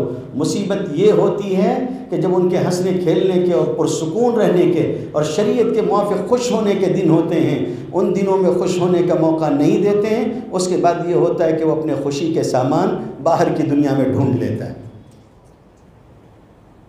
مرض کو جب تک ڈھونڈو گے نہیں، صحیح سے علاج نہیں کرو گے، معاملہ حل نہیں ہوگا۔ میں نے اس سے پوچھا میرے بھائی پھر کیا ہوا، کیونکہ اس کا یہی حال تھا، اس نے خود ہی بتایا۔ کہنے لگا مولانا ایک مرتبہ میری بیوی نے وہ بھنے ہوئے چکن کا گوشت منگوایا، آپ کے یہاں کہتے ہیں پتہ نہیں، ٹکا کہتے ہیں ہمارے یہاں، وہ منگوایا۔ میں رات میں لے کے گھر میں جیسے ہی گیا، اس کی خوشبو خوب تیز پھیلتی ہے، میں جیسے ہی اس کو لے کے گھر میں گیا، بہن ہال میں سوئی ہوئی تھی، اٹھ کے بیٹھ گئی، بولے خوشبو کہاں سے آ رہی ہے؟ بس وہ وہی تقسیم ہو گیا، سب ختم۔ میں نے کہا پھر؟ اس کے بعد کہنے لگا مولانا آپ کو تو پتہ ہے میرا گھر 2 منزلہ بنا ہوا ہے، اوپر نیچے، ٹھیک، اوپر نیچے بنا ہوا ہے۔ میں نے بھی اب ترکیب کر لی ہے، اب جب وہ کچھ کھانے کو بولتی ہے تو میں ساتھ میں ایک دوست کو لے کے جاتا ہوں، گھر میں خالی ہاتھ داخل ہوتا ہوں، اوپر جاتا ہوں، اوپر سے رسی نیچے لٹکاتا ہوں، پھر وہ اس میں باندھ دیتے ہیں، میں اوپر لے لیتا ہوں۔ یہ سب سے خطرناک اسمگلنگ ہے۔ کیسے خوش رہے گا، کیسے خوش رہے گا؟ اس کو خوش رہنے کا موقع دو۔ جابر بن عبداللہ رضی اللہ تعالیٰ عنہ نے نبی کریم صلی اللہ علیہ وسلم سے کھل کے کہا، اور آپ نے بھی اتنا ہی کھلا ہوا جواب عنایت فرمایا، اتنی کھلا ہوا۔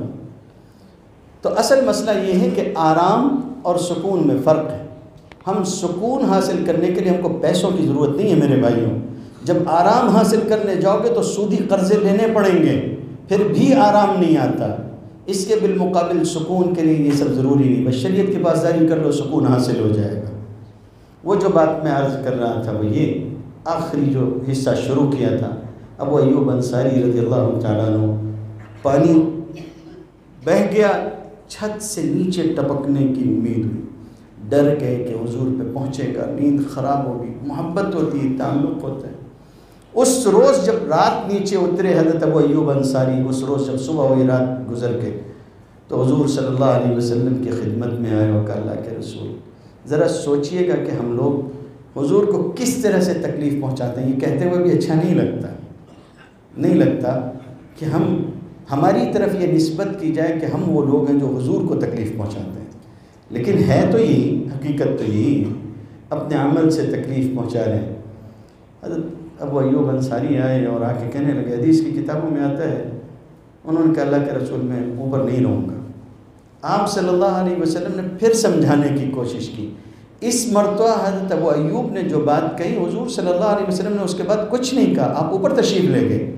انہوں نے کہا تھا لا اعلو سقیفۃ انت تحتها یا رسول اللہ، ہم سے نہیں برداشت ہوتا کہ ہم ایسی چھت پہ رہیں جس کے نیچے آپ، اتنا بھی گوارا نہیں ہم سے، آپ ہمارے سروں پر رہیں، یہ ہم کو پسند ہے، ہم یہ نہیں چاہتے کہ ہم آپ کے اوپر رہیں، اتنا بھی پسند نہیں ہے۔ اس لیے میرے بھائیوں اپنی زندگی درست کرنے کی کوشش کرنی چاہیے۔ بہت لمبی باتیں کہنے سے بھی یہ ہوتا ہے کہ فجر غائب ہو جاتی ہے، یہ نہیں ہونا چاہیے۔ سنن پڑھتے پڑھتے، نوافل پڑھتے پڑھتے فجر غائب ہو جائے، یہ مناسب نہیں ہے۔ زندگی میں ایک چیز طے کیجیے، اور وہ یہ ہے کہ بے تکلف شریعت پر عمل کرنا سیکھیں گے۔ بے تکلف کا مطلب یہ ہوتا ہے کہ پہلے کوشش کرو کہ سنت عادت بن جائے، سنت عادت بن جائے، ایک مرتبہ عادت بنے گی، پھر رفتہ رفتہ عبادت بن جائے گی۔ حضرت مولانا محمود حسن دیوبندی نور اللہ مرقدہ سے ان کے ایک مرید نے کہا تھا کہ حضرت بہت مشکل میں زندگی آ گئی۔ حضرت نے پوچھا کیا ہوا؟ کہنے لگے میں نمازیں پڑھتا ہوں تو دل میں یہ خیال آتا ہے کہ تو ریاکاری کر رہا، نماز پڑھ پڑھ کے لوگوں کو دکھانے کا خیال ہوتا ہے، اور اگر ریاکاری سے بچتا ہوں تو نماز چھوڑنی پڑتی ہے، نوافل کروں تو کیا کروں، مصیبت میں آ گیا ہوں۔ تو حضرت نے سادہ سا جواب دیا، فرمایا نماز پڑھ لیا کرو اور ریاکاری سے توبہ کر لیا کرو، بس ایک ہی حل ہے، ایک دم آسان سا، کوئی مشکل نہیں ہے۔ سنت کو اپنی زندگی میں ڈھال لیجئے، زندگی کو عبادت بنانے کی کوشش کیجئے۔ حضرت تھانوی نے لکھا ہے نور اللہ مرقدہ کہ گھر آتے ہو، بہت سارے افعال ایسے انجام دیتے ہو جو عادت ہیں، ان کو عبادت بنانے کی کوشش کرو۔ گھر میں گھسو گے، بچے آئیں گے، بھاگ کے آئیں گے، کوئی گلے لگے گا، کوئی کچھ کرے گا، آج تک فطری جذبے کے تحت ان کو اٹھا لیتے تھے، پیار کر لیتے تھے۔ آج یہ خیال کریے گا کہ حضور صلی اللہ علیہ وسلم گھر میں آتے تھے، نواسے آپ کے پاس آتے تھے، آپ گود میں لیتے تھے، یہ سنت ہے، آج سے پیار کرو گے، اس پہ اللہ تعالیٰ اجر عطا فرمائیں گے، یہ چیز عبادت بن جائے گی۔ پہلے چیزوں کو عادت بنا لو اور عادت سے عبادت بنا لو، ایک تو یہ ہے۔ اور دوسرے یہ مت دیکھو کہ دنیا کیا کہے گی، دنیا کیا کہے گی، یہ مت سوچیے گا کبھی۔ میرے بعض ساتھی کبھی کہتے ہیں کہ آپ اپنے طور پہ رہتے ہیں، یہ بھی میں یعنی اتنے تام جھام کے ساتھ رہنا مجھے ویسے بھی پسند نہیں ہے۔ بعض ہمارے ساتھی کہتے ہیں کہ آپ اتنا ہی رہتے ہیں، آرام سے پرسکون رہتے ہیں۔ میں کبھی کبھی لکھنے پڑھنے کے لیے بیٹھتا ہوں تو ہمارے شاگرد آزو بازو میں بیٹھے رہتے ہیں، وہ اپنا اپنا کام کرتے رہیں گے، کوئی کچھ بولتا رہے گا، قضا میں لکھ رہا ہوتا ہوں تو وہ ہمارے پاس بھی بیٹھتے ہیں، چھوٹی عمر کے بچے بھی آ کے بیٹھتے ہیں۔ ایک بات یاد رکھیے گا، اگر چھوٹے بچے آپ کو بے تکلف سلام کرنے لگیں تو اس کا مطلب یہ ہے کہ واقعی آپ کے اندر سلیقہ پیدا ہو رہا ہے، واقعی سلیقہ پیدا ہو رہا ہے۔ ایک بہت بڑے بزرگ نے لکھا ہے کہ یہ وہ ہوتے ہیں جن کو کسی سے کوئی لینا دینا نہیں ہوتا، اور ان کے قلب نقی اور تقی ہوتے ہیں، صاف ستھرے ہوتے ہیں۔ اگر اللہ کسی کی محبت ان کے دل میں ڈال دے، اس کا مطلب یہ ہے کہ آدمی کے اندر بدلاؤ آ رہا ہے، چھوٹوں کے ساتھ شفقت سے۔ تو وہ لوگ بیٹھے رہتے ہیں، آتے ہیں، کبھی کبھی بیٹھتے ہیں۔ تو ہمارے بعض ساتھی کہتے بھی کہ دن میں آپ قضا میں ہوتے ہیں لیکن شام میں اس طرح سے عام طور پہ ہوتے ہیں، تو ہم ان کو سنایا کرتے ہیں کہ ہمارے ساتھ ایک واقعہ ہوا تھا۔ اصل میں ہم لوگ شیخ کے ہاں بیٹھے ہوئے تھے، شیخ ذوالفقار کے ہاں، اور ان کے خلیفہ بیٹھے ہوئے تھے پروفیسر اسلم، جنہوں نے ان کے مجالس کو لکھا ہے۔ وہ کہنے لگے کہ میں نے شیخ کی اپنے ہاں دعوت کی تھی، ہمارے یہاں شیخ آئے اور آنے کے بعد کھانا کھانے کے لیے بیٹھے تو مجھ سے کہا کہ پروفیسر صاحب آپ بھی کھا لو۔ مرید پیر کے ساتھ دونوں بیٹھ کے کھانا کھا رہے ہیں۔ تھوڑی دیر بعد پروفیسر اسلم کہتے ہیں میں نے ہاتھ کھینچ لیا، تو شیخ نے پوچھا ہاتھ کیوں کھینچا، اتنے ہی کھاتے ہو، ایسے ہی کھاتے ہو؟ ان کا نہیں حضور، میں تو جب اپنے گھر میں ہوتا ہوں تو کیسے کھاتا ہوں وہ جانے دو، ابھی تو آپ بیٹھے ہوئے ہیں، پیر بیٹھا ہوا، حضرت بیٹھے ہوئے ہیں، تو ابھی ہم کیا کریں؟ تو شیخ نے کہا کہ ایسے کھانا بھی منافقت ہے، ایسے کھانا بھی، تو جیسے پرتکلف رہتے ویسے ہی رہو۔ نبی کریم صلی اللہ علیہ وسلم نے تکلف سے ہٹا کے یہ سکھایا کہ بے تکلف رہو۔ جب بے تکلف رہنے کی عادت ہو جائے گی نا تو زندگی میں یہ مرحلہ بھی آ جائے گا کہ آپ سنت کے موافق عمل کرنے میں اپنے آپ کو بالکل آزاد محسوس کریں گے، پھر کوئی فرق نہیں پڑے گا کہ کون کیا بولتا ہے، جس کو جو بولنا ہے وہ بولتا رہے۔ بے تکلف زندگی، صحابہ کے بارے میں آتا ہے اقلہم تکلفا، سب سے کم تکلف والے تھے۔ تو اگر اتنے ہی ہو جائے گا یہ دو چیزیں تو انشاءاللہ سب ٹھیک ہوگا۔ اللہ تعالیٰ نیک اعمال کرنے کی توفیق عطا فرمائے۔ وآخر دعوانا ان الحمد للہ رب العالمین۔ ہاں ضرورت تو ہے، بسم اللہ۔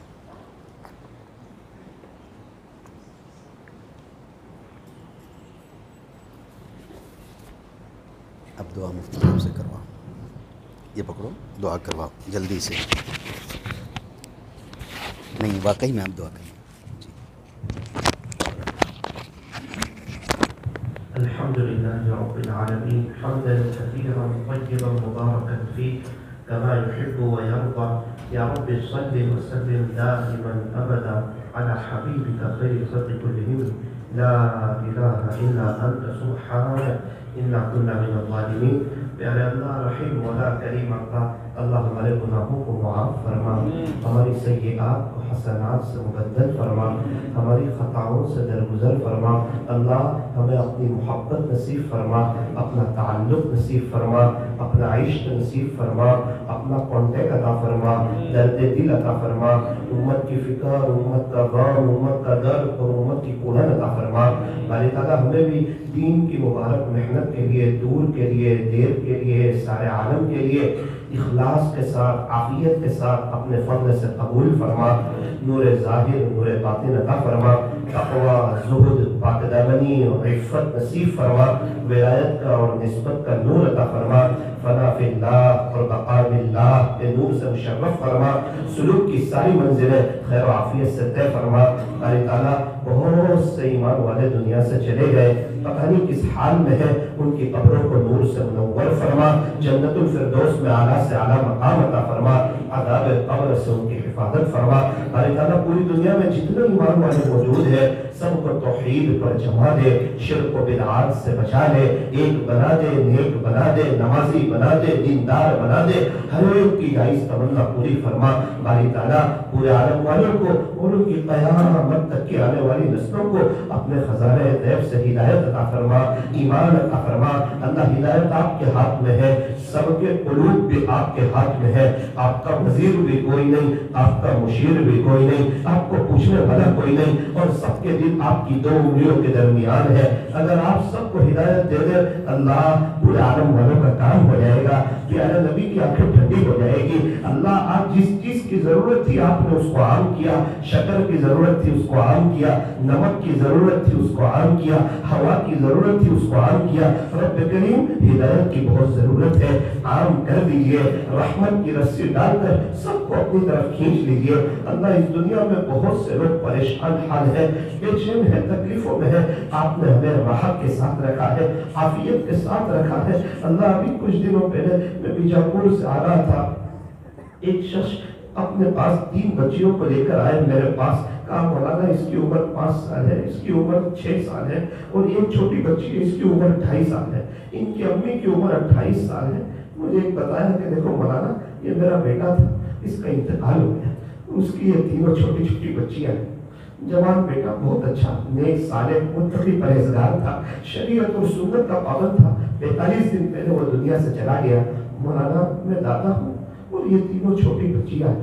بیچ والی بچی کی طرف اشارہ کیا، کہا کہ مولانا یہ اس کے ابو کی بہت پیاری تھی، بہت لاڈلی تھی، اس کے ابو اسے بہت پیار کرتے تھے، ہر وقت ابو کی منتظر رہتی تھی، ابو کے ساتھ اٹھنا بیٹھنا، کھانا پینا، باہر جانا۔ مولانا بار بار سوچتی ہے، باہر دیکھتی ہے میں ابو کب آئیں گے۔ بڑی جو 6 سال کی ہے وہ بڑ ہو گئی، وہ سمجھ گئی اب کے بعد دنیا میں کبھی میرے ابو نہیں آ سکتا۔ پھر آہستہ سے رو کر کے وہ 2.5 سال کی بچی کو میری گود میں بٹھاتی اور مجھے کہا مولانا اس کو تو نہیں پتا اس کے ابو کا انتقال ہو گیا۔ مجھے بار بار پوچھتی کہ دادا میرا ابو حج سے کب واپس آئے، دادا میرا ابو حج سے کب واپس آئے۔ مولانا ابھی تو غم بھلا نہیں جاتا، اس کی ماں کو دیکھا نہیں جاتا۔ میری اہلیہ تڑپتی ہے، ان کی بیوی 28 سال کی ہے، اور یہ سب خوشی سے کبھی بیٹھے ہوتے ہیں، اس کی آواز آتی ہے امی امی میرے ابو کب آئیں گے، میرے لیے کیا لائیں گے۔ اللہ آپ نے ہمیں بہت اچھی حالت میں رکھا ہے، ہم آپ کو ناراض کر رہے ہیں، ہم قیمتوں کی بازار گرم کر رہے ہیں۔ اللہ ہمیں معاف کر دے، اللہ تنہائی پاک صاف کر دے، اللہ خالصۃ لوجہ اللہ، اللہ آپ کا بنا لیجیے۔ رات کے آخری پہر آپ پر فدا کرنے کی توفیق عطا فرما، جوانی آپ پر فدا کرنے کی توفیق عطا فرما، ایک جذبہ عطا فرما، گناہ نہیں کریں گے، آپ کو ناراض نہیں کریں گے، اور یہ بھی جذبہ عطا فرما ہر حال میں ہر موڑ پر کے آپ کو راضی کرنے کے لیے پوری دنیا میں جا کر کے انشاءاللہ آپ کے دین کا کام کریں گے۔ اللہ ہمیں اپنی پناہ میں لے لیجیے، ہمیں اپنی امن میں لے لیجیے، اللہ ہم پر رحم کا معاملہ فرما، بری بات سے، بری رات سے، برے انجام سے، برے خاتمے سے اللہ ہماری حفاظت فرما۔ حضرت کی آمد کو قبول فرما، یہ مجلس ہوئی اس کو قبول فرما، صحیح معنوں میں شریعت اور سنت کے مطابق ہمیں زندگی گزارنے کی توفیق عطا فرما۔ اللہ آخری گزارش یہ ہے ان بچیوں پر بھی رحم فرما، ان کی والدہ پر بھی رحم فرما، انہیں صبر جمیل عطا فرما، ان اس قسم کے جتنے بچے بچیاں اللہ ان پر رحم فرما اور ہمیں احساس عطا فرما کہ آپ نے ہمیں بہت اچھی حالت میں رکھا ہے، اب تو ہمیں آپ کا ہو ہی جانا چاہیے، اور اللہ ایک رحمت کی رسی ڈال کر اس مجمع پر محبت کی نظر ڈال کر اللہ ہم سب کو دین کی عالی خدمت کے لیے